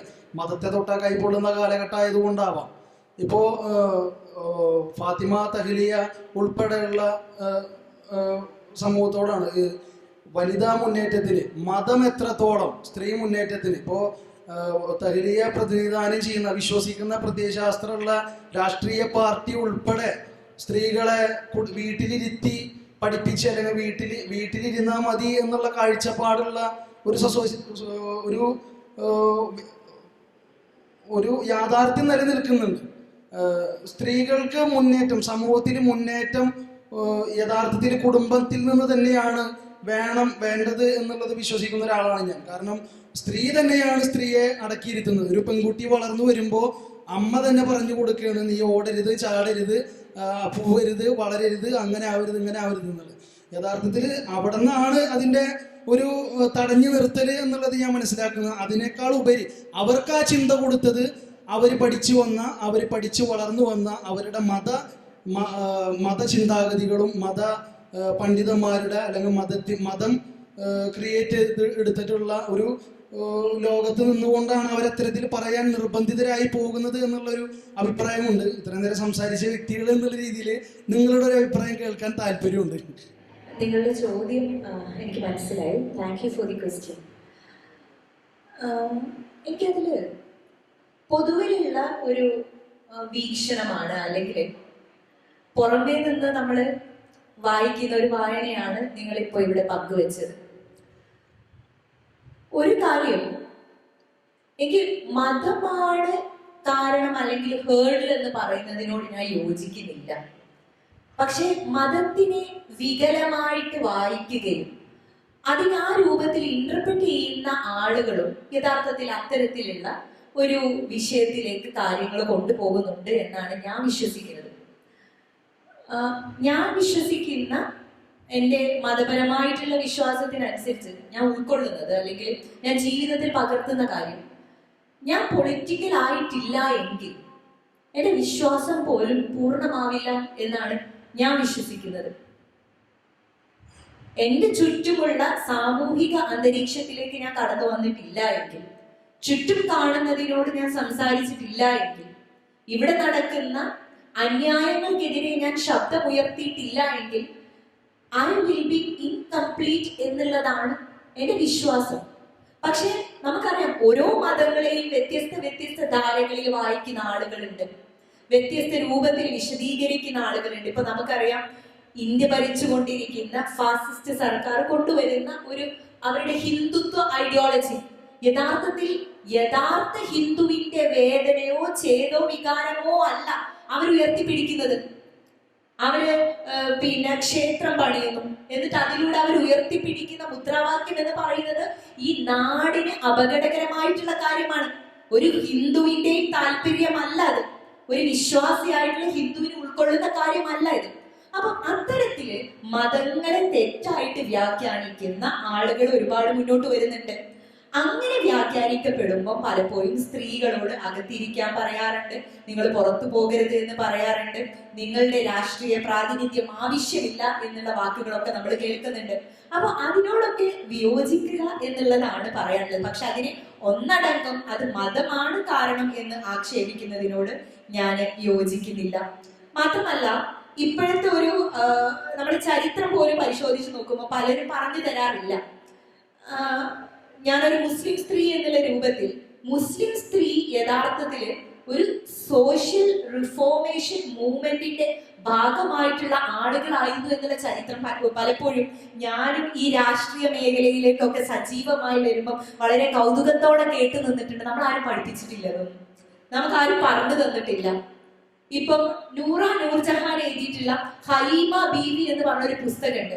ഹു ഈസ് ഹലീമ ബീവി എന്ന് പറയുന്ന ആ സ്ത്രീയെ കുറിച്ച്, അവര് രാഷ്ട്രീയപരമായിട്ട് എങ്ങനെ ഇടപെട്ടിരുന്നു, അവര് ഒരു കാലത്ത് പിന്നെ എങ്ങനെയാണ് സ്ത്രീകളോട് കമ്മ്യൂണിക്കേറ്റ് ചെയ്തിരുന്നത്, അവരെങ്ങനെയാണ് ഈ രാഷ്ട്രീയ പ്രസ്ഥാനങ്ങളെ നയിച്ചിരുന്നത്. ഒരുപക്ഷെ ഇന്ന് വളരെ അത്ഭുതത്തോടെ ഞാൻ ഉൾപ്പെടെയുള്ള ആളുകൾ നോക്കിക്കാണും. ഒരു അക്കാലത്തെ മുസ്ലിം ലീഗ് എന്ന് പറയുന്ന സംഘടനയുടെ പ്രസിഡന്റ് സ്ഥാനത്ത് ഒരു സ്ത്രീ ഇരിക്കുക എന്ന് പറയുന്നത് അതിശയത്തോടെ കാണുന്ന ഒരു കാര്യമാണ്. അപ്പൊ അങ്ങനെയൊക്കെയുള്ള സ്ത്രീകൾ മുൻപ് ഉണ്ടായിട്ടുണ്ട്, അല്ലെങ്കിൽ ചരിത്രത്തിൽ ഉണ്ടായിട്ടുണ്ട്, സ്വാതന്ത്ര്യകാലത്തിന് മുൻപ് ഉണ്ടായിട്ടുണ്ട്. പക്ഷെ ആരും ആ ചരിത്രം പറഞ്ഞു തരുന്നില്ല. അതിങ്ങനെ മായ്ക്കാനുള്ള ശ്രമങ്ങളാണ് വ്യാപകമായിട്ട് നടന്നുകൊണ്ടിരിക്കുന്നത്. ഈ പേരുകളൊന്നും മുഖ്യധാരയിലേക്ക് കടന്നു വരരുത്. ഞാൻ പൊസസ് ചെയ്യുന്ന ഐഡന്റിറ്റി നിൽക്കുന്നത് കൊണ്ടാണ് അങ്ങനെ ഒരു മറുപടി പറഞ്ഞത്. അതുകൊണ്ട് മതത്തിനെ ഒന്നടങ്കം ആക്ഷേപിക്കാതെ മതത്തിനകത്ത് നിന്നുള്ള പുഴുക്കുത്തലുകൾ, ഇത്തരത്തിൽ തെറ്റായിട്ടുള്ള വ്യാഖ്യാനങ്ങളോട് തീർച്ചയായിട്ടും ഞാൻ എന്റെ എതിർപ്പ് രേഖപ്പെടുത്തുന്നു. അമേരിക്കയുടെ മുൻ പത്രാധിപരോടെയായിരുന്നു ഹലീമ ബീവി, അത് നമ്മളറിയാം. സ്വന്തമായിട്ട് പത്രം നടത്തി. അടുത്ത ചോദ്യം. നമസ്കാരം. ചോദ്യം വേദിയിലിരിക്കുന്ന എല്ലാവരോടും കൂടിയാണ്. ചോദ്യമല്ല, ഒരു അഭിപ്രായമായിട്ട് രേഖപ്പെടുത്താം. ഇപ്പൊ ഈ ഒരു ടോക്ക് തുടങ്ങുന്നത് നമ്മളെന്ന് തന്നെ പറയട്ടെ. ഈ ഒരു ചർച്ച തുടങ്ങുമ്പോൾ തന്നെ ഫാത്തിമ സംസാരിച്ച് തുടങ്ങുമ്പോൾ പറഞ്ഞൊരു കാര്യമുണ്ട്. ഇത്തരം ചർച്ചകളൊക്കെ ഒരു ഇൻകംപ്ലീറ്റ്നെസ് അല്ലെങ്കിൽ ഒരു അപൂർണതയിലാണ് എപ്പോഴും. സ്ത്രീയും പ്രാതിനിധ്യവും എന്ന് പറയുന്ന ടോക്കുകളൊക്കെ ഒരു അപൂർണതയിലാണ് അവസാനിക്കുക. ശരിയാണ്, വളരെ ശരിയായിട്ടുള്ള ഒരു കാഴ്ചപ്പാടാണ്. അപ്പൊ എന്റെ ചോദ്യം എന്ന് പറയുന്നത്, നമ്മള് ഇപ്പൊ ഈ ഒരു 1.5 മണിക്കൂറിൽ ഈ ഒരു 1 മണിക്കൂറോളം നമ്മൾ പരസ്പരം സംസാരിച്ചിരിക്കുമ്പോഴും നമ്മൾ സംവാദങ്ങളിൽ ഏർപ്പെടുമ്പോഴും ഒക്കെ സ്ത്രീകൾ ഇന്ന് ഇന്ത്യയില് അല്ലെങ്കിൽ കേരളത്തില് അല്ലെങ്കിൽ ലോകത്ത് അനുഭവിച്ചുകൊണ്ടിരിക്കുന്ന പ്രശ്നങ്ങളെ പറ്റി, അത് പൊളിറ്റിക്സിലായിക്കോട്ടെ അല്ലെന്നുണ്ടെങ്കിൽ സൊസൈറ്റിയിൽ ഫിസിക്കലി ഓർ മെന്റലി ഒക്കെ അവർ അനുഭവിച്ചുകൊണ്ടിരിക്കുന്ന നമ്മൾ വായിച്ചും കണ്ടും കേട്ടും ഒക്കെ അറിയുന്ന കാര്യങ്ങളെ പറ്റിയാണ് സംസാരിച്ചുകൊണ്ടിരിക്കുന്നത്. അപ്പൊ ഇതിനപ്പുറത്തേക്ക് ഇപ്പൊ ഒരു ഫാത്തിമ ഒരു കാര്യം കൂടി സൂചിപ്പിച്ചിരുന്നു. വലിയ പൊളിറ്റിക്കൽ പാർട്ടികളുടെ ഒക്കെ തലപ്പത്തിരിക്കുന്ന വ്യക്തികളൊക്കെ പുരുഷന്മാരാണ്. അപ്പൊ ഇന്ന് നടന്നുകൊണ്ടിരിക്കുന്നത് ഈ പറഞ്ഞ പോലെ സ്ത്രീകൾ അവരുടെ നിർദ്ദേശങ്ങൾക്ക് അനുസരിച്ച് താഴെത്തട്ടിലേക്കുള്ള ആ ഒരു ബ്യൂറോക്രസിയിൽ വരുമ്പോൾ താഴെത്തട്ടിലേക്കുള്ള സ്ത്രീകൾ അവരുടെ നിർദ്ദേശങ്ങൾക്ക് അനുസരിച്ച് പ്രവർത്തിക്കാൻ ബാധ്യസ്ഥരായിക്കൊണ്ടിരിക്കുകയാണെന്നുള്ളതാണ്. അപ്പോ എന്തുകൊണ്ട് അതിനൊരു ഏറ്റവും വലിയ ഉദാഹരണമായിട്ട് ഇപ്പോ ഒരു രാജ്യത്തിന്റെ സുപ്രീം പവർ എന്ന് പറയുന്ന പ്രസിഡന്റ് നിലവില് നമുക്കറിയാം ഒരു സ്ത്രീയാണ്, ദ്രൗപദി മുർമു. അവര് പോലും BJP ഗവൺമെന്റിന്റെ ഒരു കൽപ്പാവയായിട്ട് ആണിപ്പോ പ്രവർത്തിച്ചുകൊണ്ടിരിക്കുന്നത് എന്നുള്ളതൊരു യാഥാർത്ഥ്യമാണ് എന്ന് തന്നെ ഞാൻ സമർത്ഥിക്കും. അപ്പൊ എന്റെ ചോദ്യം എന്ന് പറയുന്നത്, നടന്നുകൊണ്ടിരിക്കുന്ന പ്രശ്നങ്ങളെ പറ്റി വീണ്ടും വീണ്ടും വീണ്ടുമുള്ള ചർച്ചകൾക്കുപരി ഈ ഒരു ഷെല്ലിനെ എങ്ങനെ നമുക്ക് പൊട്ടിക്കാം, അല്ലെങ്കിൽ എങ്ങനെ ഈ ഒരു ഷെല്ലിൽ നിന്ന് പുറത്തു വന്നിട്ട് നമുക്ക് എന്ത് ചേഞ്ചിന് ഉണ്ടാക്കാം എന്നുള്ളതിനെ പറ്റിയുള്ള ചർച്ചകളല്ലേ ശരിക്കും ആവശ്യമായിട്ടുള്ളത് എന്നാണ് എന്റെ ചോദ്യം. മറുപടി ആരിൽ നിന്നും പ്രതീക്ഷിക്കുന്നു. Thank you. എനിക്ക് തോന്നുന്നു ഞാൻ പറഞ്ഞ അവതരണം അത് തന്നെയായിരുന്നു. നമ്മള് ഒന്ന് ഇൻകംപ്ലീറ്റ് എന്ന് പറയുന്നതിൽ അർത്ഥമൊന്നുമില്ല. ഇപ്പൊ നമ്മള് ന്യൂനപക്ഷങ്ങളുടെ പ്രശ്നമായാലും ദളിതരുടെ പ്രശ്നമായാലും ഇപ്പൊ സാഹിത്യ അക്കാദമിയുടെ ഒരു ഹാളിലിരുന്ന് അതിനൊരു അന്തിമ തീരുമാനമൊന്നും നമുക്ക് ഉണ്ടാക്കാൻ കഴിയില്ല. ഇതൊക്കെ പൊതു ഇടങ്ങളാണ്, നമ്മൾ പൊതുസമൂഹമാണ്. നമ്മളെല്ലാവരും ഇത്തരം കാര്യങ്ങളെ കുറിച്ച് വീണ്ടും വീണ്ടും ചർച്ച ചെയ്യുക, വ്യത്യസ്തമായ അഭിപ്രായങ്ങൾ സ്വീകരിക്കുക എന്നുള്ളത് തന്നെ ഒരു ജനാധിപത്യ പ്രക്രിയയാണ്. ആ പ്രക്രിയയുടെ ഭാഗമാവാണ്. ഇവിടെ വെച്ച് അതിനൊരു അവസാനം ഒരു പരിഹാരം കണ്ടിട്ട് പോകാൻ നമുക്ക് കഴിയില്ല. അതുകൊണ്ട് തന്നെ ഇതൊന്നും ഇൻകംപ്ലീറ്റ് എന്ന ആളുടെ അഭിപ്രായത്തോടെ ഞാൻ പൂർണ്ണമായിട്ട് വിയോജിക്കുകയാണ്. പക്ഷേ ഈ പറഞ്ഞ ഒരു കാര്യം, ഞാൻ പറഞ്ഞത് മുഴുവനും അത് തന്നെയായിരുന്നു. അതായത് ജനാധിപത്യ പ്രക്രിയ എന്ന് പറയുന്നത്, ആ ജനാധിപത്യ പ്രക്രിയയിൽ അത് രാഷ്ട്രീയ പ്രസ്ഥാനങ്ങളാണ് അല്ലെങ്കിൽ തെരഞ്ഞെടുപ്പാണ്, ഇതിനകത്തെല്ലാം തന്നെ സ്ത്രീകളുടെ പൂർണ്ണമായ പങ്കാളിത്തത്തോടു കൂടി മുന്നോട്ട് വന്ന് ആ രീതിയിൽ തെരഞ്ഞെടുക്കപ്പെട്ട് അങ്ങനെ നമുക്ക് ഈ സംവരണം എന്ന നമ്മുടെ നിയമപരമായ അവകാശത്തെ പൂർണ്ണമാക്കാനും അർത്ഥപൂർണ്ണമാക്കാനും പറ്റുള്ളൂ എന്നുള്ളതായിരുന്നു എൻ്റെ അവതരണത്തിന്റെ ഒരു കാതൽ എന്ന് പറയുന്നത്. കാരണം നേരത്തെ സൂചിപ്പിച്ചതുപോലെ ഒരാളെ ഇപ്പൊ പ്രഗ്യാ സിംഗിനെ പോലെയുള്ള ഒരു 200 പേരെ പാർലമെന്റിൽ കൊണ്ടുവെക്കുന്നത് കൊണ്ട് ഇവിടെ യാതൊരു തരത്തിലുള്ള ലിംഗനീതിയോ ഒരു മാറ്റമോ ഉണ്ടാകാൻ പോകുന്നില്ല. അതാണ് ഞാൻ നേരത്തെ പറഞ്ഞതിന്റെ പച്ചമലയാളം. അപ്പൊ ആരാണ് തെരഞ്ഞെടുക്കപ്പെടുക? അങ്ങനെ തെരഞ്ഞെടുക്കപ്പെടണമെങ്കിൽ ഞാൻ പറഞ്ഞതുപോലെ കുടുംബത്തിൽ തുടങ്ങേണ്ട ജനാധിപത്യ പ്രക്രിയ പാർലമെന്റ് വരെ എത്തുന്ന തരത്തിലുള്ള ഒരു മാറ്റം ഉണ്ടാകണം. അങ്ങനെയുള്ള മാറ്റം ഉണ്ടാക്കുന്നതിന് തരത്തിലുള്ള പ്രവർത്തനങ്ങൾ അത് നടക്കുന്നുണ്ട്, ഇല്ല എന്നല്ല. പിന്നെ മറ്റൊരു സുഹൃത്ത് ചോദിച്ച മതം, തീർച്ചയായിട്ടും അത് ബിന്ദു പലതവണ പറഞ്ഞതാണ്. മതം ഒരു വലിയ തടസ്സം തന്നെയാണ്, യാതൊരു സംശയമില്ല. ഇപ്പം ഫാത്തിമ പറയുന്നത് പോലെ ശരിയാണ്. എല്ലാ മതങ്ങൾക്കും, പ്രത്യേകിച്ച് സംഘടിത മതങ്ങൾക്ക് തീർച്ചയായിട്ടും അതിൻ്റെ ഉത്ഭവത്തിന്, അതിൻ്റെ തുടക്കത്തിന് ഒരു വിമോചന സ്വഭാവമുണ്ട് എന്ന് മാത്രമല്ല, ഒരു സമൂഹത്തിൽ വളരെ ഗുരുതരമായ ദുരന്തങ്ങളും പ്രശ്നങ്ങളും നിലനിൽക്കുന്ന ഒരു സമൂഹത്തിൽ മനുഷ്യർ മതവിശ്വാസികളാകും. അതാരും അത് എതിർക്കുന്നില്ല.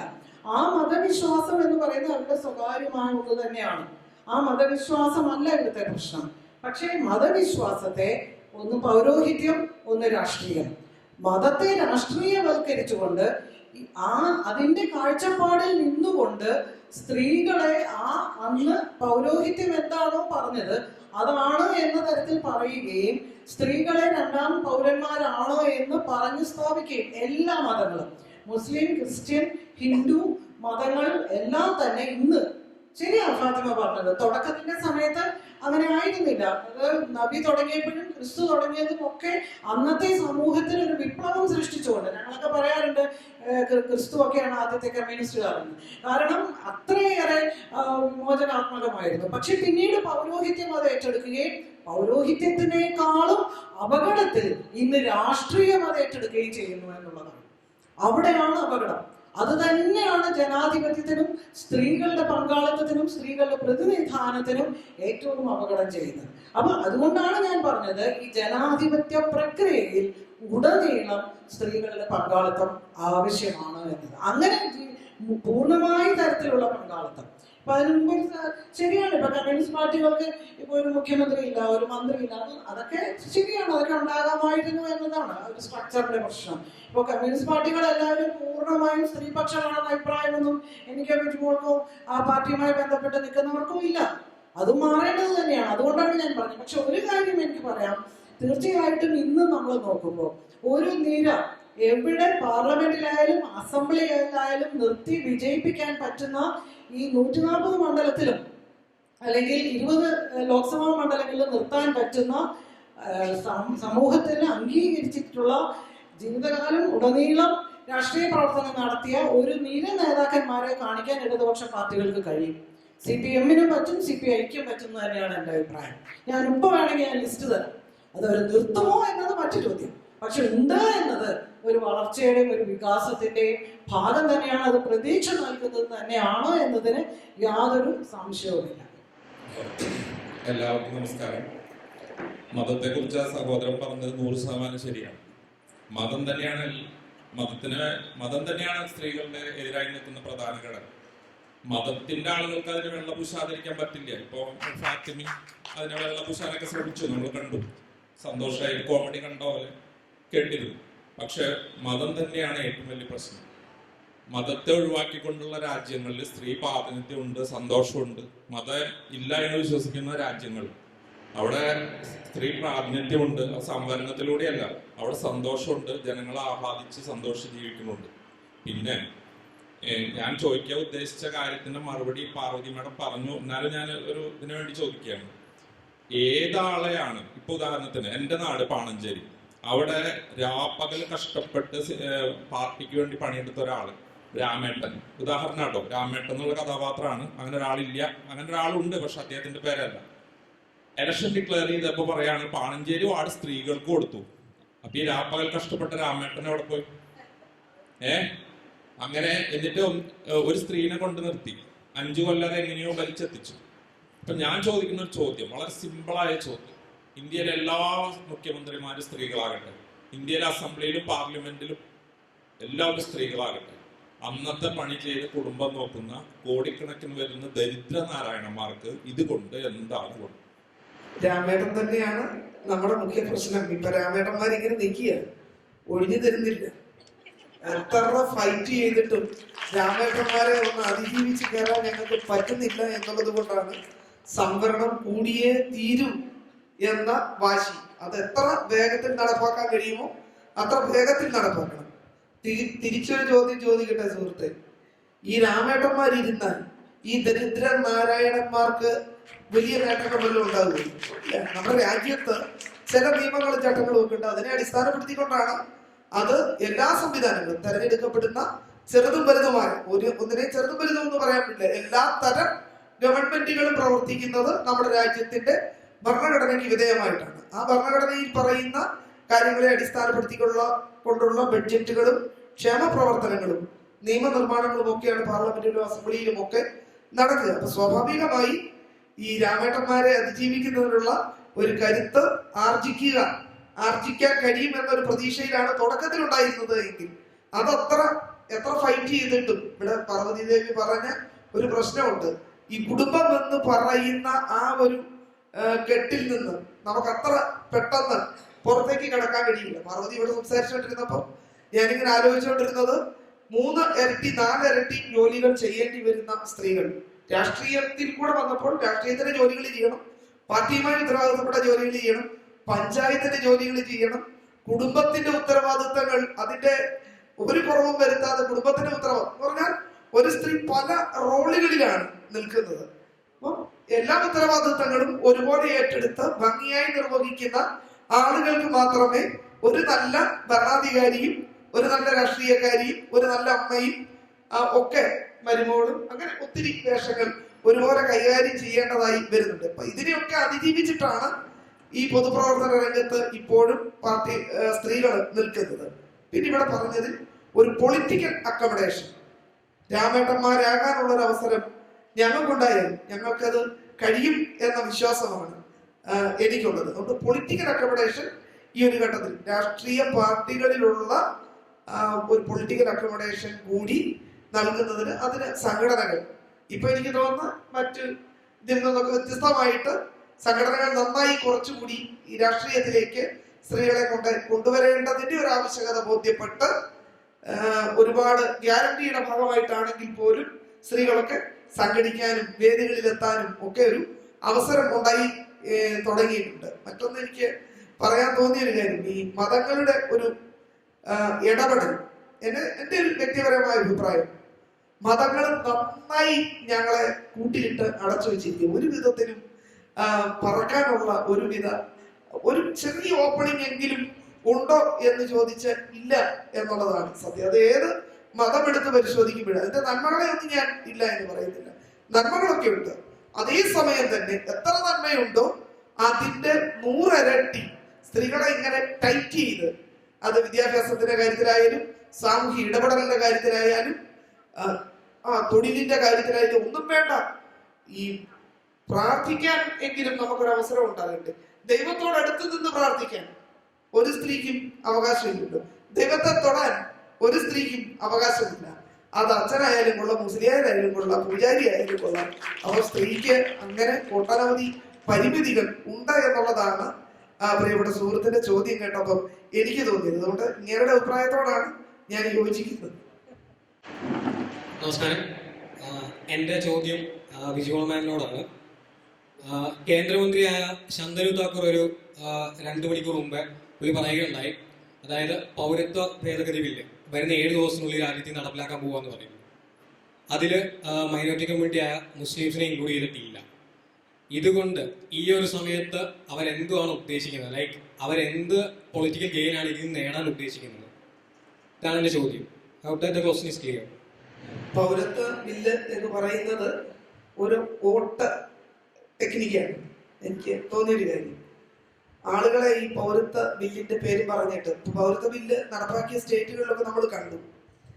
എൻ്റെ അച്ഛനും അച്ഛൻ്റെ അച്ഛനും അല്ലെ എൻ്റെ മുതുമുത്തശ്ശന്മാർ ഇന്ത്യക്കാരാണ് എന്ന് തെളിയിക്കുന്നതിന് ഞാൻ നെട്ടോട്ടം ഓടേണ്ട ഒരു സാഹചര്യം ഈ രാജ്യത്ത് ഒരു പൗരത്വം കിട്ടാൻ ഞാൻ വല്ലവരുടെയൊക്കെ മുമ്പിൽ പോയി യാചിച്ചു നിൽക്കേണ്ട സാഹചര്യം, അതിന് തടസ്സമായി കാണുന്നത് ഒരു മതമാണ് എങ്കിൽ, ഏതെങ്കിലും ഒരു മതവിഭാഗത്തിൽ ഉൾപ്പെട്ടു എന്നുള്ളതാണ് എങ്കിൽ, ആത്യന്തികമായി ഇവര് കൈവെക്കാൻ ഉദ്ദേശിക്കുന്നത്, പൗരത്വ ബില്ല് വേണം എന്ന് അലറി വിളിക്കുന്നവർ കൈവെക്കാൻ ഉദ്ദേശിക്കുന്നത് രാജ്യത്തിന്റെ കോൺസ്റ്റിറ്റ്യൂഷന്റെ മേലാണ് അവരുടെ ടാർഗറ്റ്. അടിസ്ഥാനപരമായി ആ സാധനം പൊളിച്ചെടുക്കുക എന്ന ലക്ഷ്യത്തോടു കൂടിയാണ് പൗരത്വ ബില്ലിന്റെ വരവ്. പൗരത്വ ബില്ലിന്റെ ഒന്നാം ഘട്ടമൊക്കെ കേട്ടപ്പം അത് പോളിഷ് ചെയ്ത് ചില സാധനങ്ങൾ വന്നു. അപ്പൊ നമ്മൾ അതിന്റെ ഒന്നാം ഘട്ടത്തിലേക്ക് വിചാരിച്ചു ഇങ്ങനെ മറ്റ് രാജ്യങ്ങളിൽ നിന്ന് നമ്മുടെ രാജ്യത്തേക്ക് ഒരു അധിനിവേശം ഉണ്ടാകുന്നുണ്ടെങ്കിൽ 2014-31 ആണ് അതിന്റെ ഒരു ബൗണ്ടറി പറഞ്ഞിരുന്നത്. അപ്പൊ മറ്റു രാജ്യങ്ങളിൽ നിന്ന് നമ്മുടെ രാജ്യത്തേക്ക് ഇങ്ങനെ ഒരു അധിനിവേശം ഉണ്ടാകുന്നുണ്ടെങ്കിൽ നമ്മുടെ രാജ്യം സൂക്ഷിക്കേണ്ട ചില കാര്യങ്ങളാണ് എന്ന് അതിന്റെ തുടക്കത്തിൽ നമുക്ക് തോന്നി എങ്കിൽ പോലും അതിന്റെ ഒരു നിർവഹണ ഘട്ടത്തിലാണ് എൻ്റെ മുതുമുത്തശ്ശന്മാർ ഇന്ത്യക്കാരാണ് എന്ന് തെളിയിക്കുന്നതിന് ഞാൻ തന്നെ രേഖകൾ തപ്പിപ്പോകേണ്ട ഒരു സാഹചര്യം ഉണ്ടാകുന്നു, DNA ടെസ്റ്റ് നടത്തേണ്ട ഒരു സാഹചര്യം ഉണ്ടാകും എന്ന് ബോധ്യപ്പെട്ടൊരു ഘട്ടത്തിലാണ് നമ്മൾ ഇതിന്റെ മറ്റു വശങ്ങളെ കുറിച്ച് ചർച്ച ചെയ്തു തുടങ്ങിയത്. ഒരിക്കലും ഈ പറയുന്ന ഒരു മതേതര രാജ്യത്ത് ഇതുപോലെ ഒരു മനോഹരമായ ഇന്ത്യൻ ഭരണഘടന വായിക്കുമ്പോഴാണ് അതിന്റെ ഒരു സൗന്ദര്യം എത്രമാത്രം വലുതാണ് എന്ന് നമുക്ക് മനസ്സിലായി. ഇത്ര സുന്ദരമായ ഒരു ഭരണഘടന ഈ രാജ്യങ്ങളെ ഇങ്ങനെ ഈ രാജ്യത്തെ ജനങ്ങളെ ഒന്നിച്ച് ഒറ്റക്കെട്ടായി നിർത്തുന്നതിന്, പൊതിഞ്ഞു സൂക്ഷിക്കുന്നതിന്, അതിന് ഒരു കവചം പോലെ നിൽക്കുന്നതാണ് നമ്മുടെ രാജ്യത്തിന്റെ ഭരണഘടന. ആ കവചം എടുത്തു മാറ്റി ജനങ്ങളെ നഗ്നരായി നിർത്തുന്നതിന് വേണ്ടിയിട്ടുള്ള ഒരു ഇടപെടലായി മാത്രമേ കേവലം ഒട്ട് രാഷ്ട്രീയത്തിന്റെ പേരിൽ ഈ പറയുന്ന പൗരത്വ ബില്ലിനെ നമുക്ക് കാണാനായിട്ട്. ഇക്വാലിറ്റിയുടെ ഭാഗമായിട്ട് കോളേജുകളും സ്കൂളുകളും യൂണിഫോംസിന്റെ വന്നിട്ടുണ്ടായിരുന്നല്ലോ. അപ്പോൾ ജെൻഡർ ഇക്വാലിറ്റി അല്ലെങ്കിൽ ന്യൂട്രാലിറ്റി എന്ന് പറഞ്ഞുകൊണ്ട് വുമൻസിനും ഗേൾസിനും ഷർട്ടും പാൻറ്റും കോട്ടും ആയിരുന്നു വന്നിട്ടുണ്ടായിരുന്നത്. So traditionally shirt pant coat പറയുന്നത് ഒരു മെൻ കോസ്റ്റ്യൂമാണ് ട്രഡീഷണലി. സോ എന്തുകൊണ്ട് വുമൻസിന് മെന്നെ പോലെ ആണ്, അല്ലെങ്കിൽ കോസ്റ്റ്യൂമിലാണോ ഇക്വാലിറ്റി വരുന്നത്? ഇക്വാലിറ്റി കോസ്റ്റ്യൂമിൽ കൊണ്ടുവന്നുകൊണ്ട് മറ്റു പല കാര്യങ്ങളും ഇക്വാലിറ്റി ഇല്ലല്ലോ ഇന്നും. അങ്ങനെ ആകുമ്പോൾ അല്ലെങ്കിൽ നേരെ തിരിച്ചെന്തുകൊണ്ട് ചെയ്തില്ല? എന്തുകൊണ്ട് വുമൻസിന് മാത്രം ഇങ്ങനെ ഒരു യൂണിഫോം കൊണ്ടുവന്നു? ഇതിലെനിക്ക് നേരത്തെ അദ്ദേഹം പറഞ്ഞ കിട്ടപ്പൻ ചേട്ടന്റെ ഒരു കാര്യം പറയാനുണ്ട്. ഈ കിട്ടപ്പൻ ചേട്ടന്മാര് രാമേട്ടനാണോ? ഓക്കെ, അതില്ലല്ലോ. ഓക്കെ, രാമേട്ടന്മാർക്ക് അവർക്കുള്ളിലൊരു ആദിയുണ്ട്. ഞങ്ങളങ്ങ് മാറിക്കൊടുത്താല് പിന്നെ ഇതൊന്നും ഞങ്ങൾക്ക് തിരിച്ചു കിട്ടില്ല എന്നുള്ള ഒരു ആദി സ്വാഭാവികമായിട്ട് ഈ ആളുകളുടെ ഒക്കെ ഇടയിലുണ്ട്. അത് ആക്ച്വലി നമ്മൾ ഈ psychology of women and men പഠിച്ചു നോക്കുമ്പോൾ ഒരു കാര്യം മനസ്സിലാവും. കുറെ ആദികളുടെ പുറത്താണ് സ്ത്രീകളെ പലപ്പോഴും പുറത്ത് നിർത്തുന്നത്. അതങ്ങ് വിട്ടുകൊടുത്താൽ പിന്നെ അത് തിരിച്ചു കിട്ടില്ലല്ലോ എന്നുള്ള ആദികള് യഥാർത്ഥത്തിൽ നമ്മളുടെ ഒക്കെ ചുറ്റുവട്ടത്ത് ഇങ്ങനെ അലഞ്ഞു നടക്കുന്നുണ്ട്. അതൊരു പ്രധാനപ്പെട്ട ഘടകമായിട്ടാണ് ഞാൻ പൊളിറ്റിക്സിലേക്ക് വരുമ്പോഴും നിരീക്ഷിക്കുന്നത്. അങ്ങനെ ഒരു ചിന്ത പലപ്പോഴും നമ്മളുടെ ഇടയിലുണ്ട്. പിന്നെ ഇവിടെ എനിക്ക് റിലീജിയനായി ബന്ധപ്പെട്ട് പറയുമ്പോൾ ഞാൻ വരുന്നത് നല്ല ഓർത്തഡോക്സ് ആയിട്ടുള്ള ഒരു മിഡിൽ ക്ലാസ് ഫാമിലിയിൽ നിന്നാണ്. എൻ്റെ ഫാമിലി എല്ലാവരും വളരെ റിലീജിയസ് ആയിട്ടുള്ള ആളുകളാണ്. എനിക്ക് തോന്നുന്നത് ഇന്ത്യൻ ഭരണഘടന നമുക്ക് വിശ്വസിക്കാനുള്ള അവകാശം തന്നിട്ടുണ്ട്, വിശ്വസിക്കാതിരിക്കാനുള്ള അവകാശവും തന്നിട്ടുണ്ട്.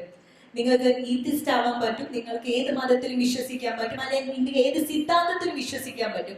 And state does not possess a religion. സ്റ്റേറ്റിന് ഒരു മതവും ഇല്ല എന്നുള്ളത് വസ്തുതയാണ്.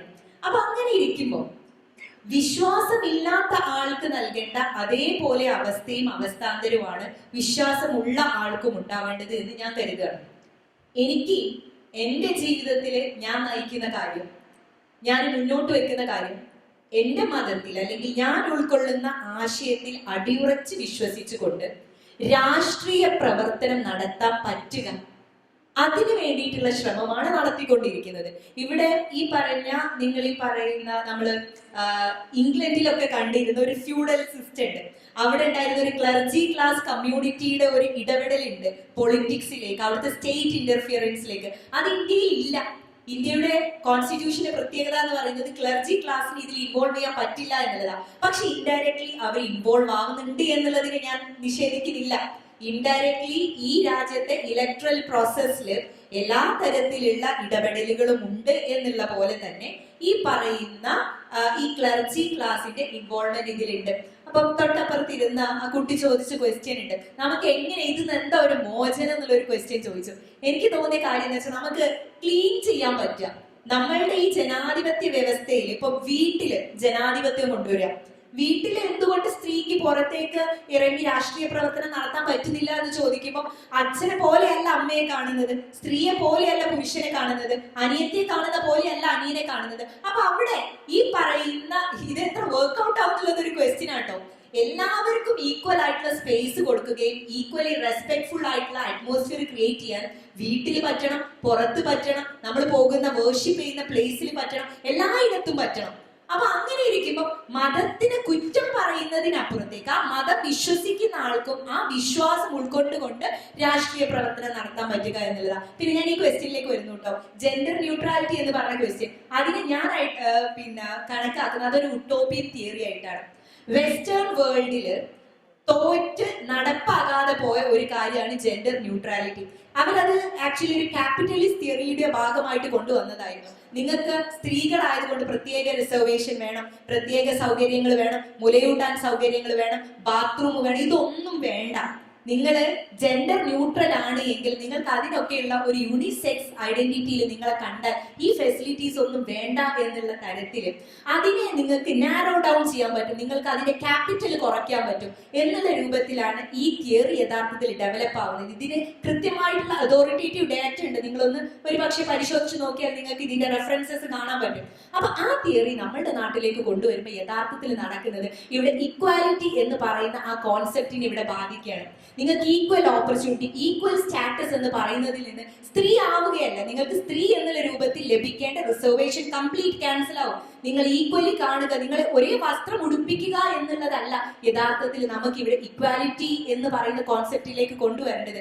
എല്ലാവർക്കും തുല്യമായിട്ടുള്ള അവസരവും നീതിയും ഉണ്ടാവുക എന്നുള്ളതാണ്. ഇപ്പൊ ഇവിടെ പറയുന്ന മറ്റുള്ള കമ്മ്യൂണിറ്റിയിലുള്ള ആളുകൾ അവർ പോലും അവരുടെ ഐഡന്റിറ്റി തെളിയിച്ചുകൊണ്ട് സംസാരിക്കാനാണ് ആഗ്രഹിക്കുന്നത്. അപ്പൊ എല്ലാവരെയും ഒരു അച്ചിൽ വാർക്കലല്ല യഥാർത്ഥത്തിൽ ശരിയെന്നാണ് എന്റെ അഭിപ്രായം.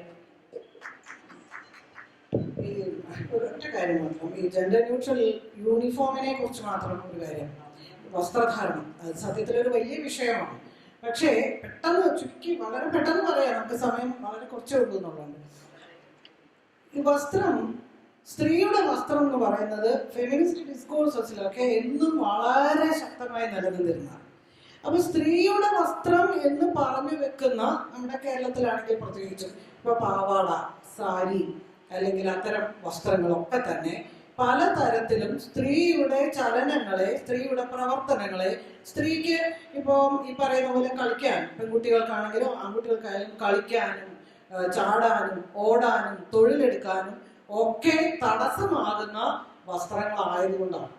അപ്പൊ അതിനെതിരായിട്ടാണ് ഇപ്പൊ പാന്റും ഷർട്ടും എന്ന് പറയുന്നത്. എങ്ങനെയാ പാന്റും ഷർട്ടും ഉണ്ടായത്? പാന്റും ഷർട്ടും എന്ന് പറയുന്നത് ഏറ്റവും എളുപ്പം നടക്കാൻ പറ്റുന്ന, ഏറ്റവും ജോലി ചെയ്യാൻ പറ്റുന്ന, ഏറ്റവും സൗകര്യപ്രദമായ, ഒട്ടും തന്നെ സമയം ആവശ്യമില്ലാത്ത ഒന്നാണ്. ഇപ്പൊ ഞങ്ങൾക്ക് ഇപ്പൊ സാരി ഉടുത്തു എന്ന് വെച്ചാൽ ഞങ്ങൾക്ക് മറ്റു തൊഴിലുകൾ ചെയ്യുമ്പോൾ നമ്മൾ ഇതല്ല. ഇന്നിപ്പോ ഇവിടെ വന്നിരുന്ന് പ്രസംഗിക്കാൻ സാരിക്ക് ഒരു കുഴപ്പമില്ല. പക്ഷെ നമ്മൾ അടുക്കളയിൽ ജോലി ചെയ്യാനോ തെങ്ങി കയറാനോ മാവി കയറാനോ മരത്തിൽ കയറാനോ ഈ സാരി ഭയങ്കര ബുദ്ധിമുട്ടാണ്. അപ്പൊ നമ്മൾ വേറെ വേഷം ഇടുന്നത് എന്ന് പറഞ്ഞ പോലെ ഈ പാന്റും ഷർട്ടിന്റെയും കഥ കുട്ടി വെറുതെ ഗൂഗിൾ ചെയ്ത് നോക്കിയാൽ കിട്ടും. ആ പേര് ഈ വിഷയത്തിന് വരുന്ന അറിയാത്തോടെ പേരിന്റെ കയ്യിൽ നിന്ന് പോയി 5 or 6 വട്ടം പാന്റ് ഇട്ടതിന് യൂറോപ്പിലെ ഒരു സ്ത്രീ ജയിലിൽ പോയിട്ടുണ്ട്. കാരണം അന്ന് വിക്ടോറിയൻ വസ്ത്രം ഉടുപ്പേ ഇടാൻ പാടുള്ളൂ. ആ വലിയ ഉടുപ്പുണ്ടല്ലോ, അത് ഇട്ടുകൊണ്ട് ഒന്നും ചെയ്യാൻ പറ്റില്ല. അപ്പം ഇൻഡസ്ട്രിയലൈസേഷൻ വന്നു, പുതിയ മുതലാളിത്ത സംവിധാനത്തിലേക്ക് വന്നു, ഫാക്ടറികൾ വന്നു. അപ്പൊ സ്ത്രീകൾക്ക് പുറത്തു പോയി ജോലി ചെയ്യണം. ജോലി ചെയ്യുമ്പോൾ ഈ ഉടുപ്പിട്ടിട്ട് പോകാൻ കഴിയില്ല. അതിന് പാന്റ് ഇടാൻ സത്യത്തിൽ സഫ്രഗേറ്റ് മൂവ്മെന്റ് പോലെ, വോട്ട് ചെയ്യാനുള്ള പോലെ പാന്റും ഷർട്ടും ഇടാൻ യൂറോപ്പിൽ, നമ്മുടെ നാട്ടിലല്ല, യൂറോപ്പിൽ വലിയ പ്രക്ഷോഭങ്ങൾ നടന്നിട്ടുണ്ട്. കാരണം അന്ന് അത് സ്ത്രീ ഇടാൻ പാടില്ലാണ്, ഇന്ന് അത് മാറി. അപ്പൊ പാന്റും ഷർട്ടും പെൺകുട്ടികൾ ഇടണം എന്ന് ആരെങ്കിലും പറയുന്നുണ്ടെങ്കിൽ അത് അവരുടെ ഇഷ്ടമാണ്, ആരും നിർബന്ധിക്കുന്നില്ല. നമ്മുടെ സ്കൂളുകളിൽ ഇപ്പൊ പറയുന്നത് ആ പഞ്ചായത്തും ആ PTA-യും അംഗീകരിക്കുമെങ്കിൽ അത്തരം സൗകര്യപ്രദമായ വസ്ത്രം, അതാണ് പ്രശ്നം. ഇപ്പൊ ആൺകുട്ടികളും കൂടി പാവാട ഇട്ട് തുടങ്ങുക എന്ന് വെച്ചാൽ അവർക്കും ബുദ്ധിമുട്ടേ വരുന്നുള്ളൂ. അതുകൊണ്ടാണ് ഈ ജെൻഡർ ന്യൂട്രൽ യൂണിഫോം. പിന്നെ ജെൻഡർ ന്യൂട്രാലിറ്റി എന്ന് പറയുന്നത് ഫാത്തിമ പറഞ്ഞത് ഒരു തരത്തിൽ ശരി. ഇപ്പൊ നമ്മൾ എല്ലായിടത്തും കാണാറുണ്ട് യൂണിസെക്സ് വസ്ത്രങ്ങൾ, യൂണിസെക്സ് ബ്യൂട്ടി പാർലർ. അത് ശരിയാണ്, പക്ഷെ അതല്ല നമ്മൾ ഉദ്ദേശിക്കുന്നത്. നമ്മൾ തുല്യതയിൽ നിൽക്കുമ്പോൾ തന്നെ യൂണിഫോം, സ്ത്രീയുടെ വസ്ത്രം, ഇതെല്ലാം തന്നെ പ്രോബ്ലമാറ്റിക് ആണ്. ഇതെല്ലാം തന്നെ ചോദ്യം ചെയ്യപ്പെടേണ്ടതാണ്. ഇതെല്ലാം തന്നെ മാറ്റേണ്ടതാണ്. സ്ത്രീക്ക് ഇഷ്ടമുള്ള വസ്ത്രം ധരിക്കാൻ പറ്റേണ്ടതാണ്. ഓക്കെ, ഇനി ഒരുപാട് നമ്മൾ സ്ത്രീയുടെ വിഷയങ്ങളിലേക്ക് പോയുണ്ട്. അപ്പം എല്ലാവർക്കും നന്ദി പറയുകയാണ് ഞാൻ എൻ്റെ വകയായിട്ട്. പ്രിയമുള്ളവരെ, ഏകദേശം 1 മണിക്കൂർ പൂർണ്ണമാകുന്നു നമ്മൾ ഈ വലിയ ചർച്ചയിലേക്ക്. പറയാനുള്ളൊരു കാര്യം, ഇന്ത്യൻ ഭരണഘടന എന്ന് പറയുന്നത് ഇപ്പോൾ ശ്രീലങ്കയെ പോലെ ഏതെങ്കിലും ഒരു മുറിയിൽ, അടച്ചിട്ട മുറിയിൽ ഇരുന്ന് ബ്രിട്ടീഷുകാർ എഴുതി കൊടുത്തതല്ല. 1930 ആരംഭിച്ച ഒരു പ്രോസസ്സിലൂടെ, നീണ്ട ജനാധിപത്യ ചർച്ചയിലൂടെ ഉണ്ടായതാണ്. അത് തന്നെയാണ് മതത്തിലേക്കും വസ്ത്രധാരണത്തിലേക്കും അത് നിർദ്ദേശിക്കുന്ന തരത്തിലുള്ള അതിനൊക്കെ തകർക്കാനും മാത്രമല്ല സ്വാതന്ത്ര്യം പ്രഖ്യാപിക്കാനും ഒക്കെ ഉള്ള ഒരു അവസരം നമുക്ക് തരുന്നത്. അതുകൊണ്ട് നമ്മൾ പൂർണ്ണമായും ഇപ്പോൾ നഷ്ടമായിട്ടുണ്ട്. ഇപ്പൊ വാക്കുകളെ നഷ്ടമായിട്ടുള്ളൂ.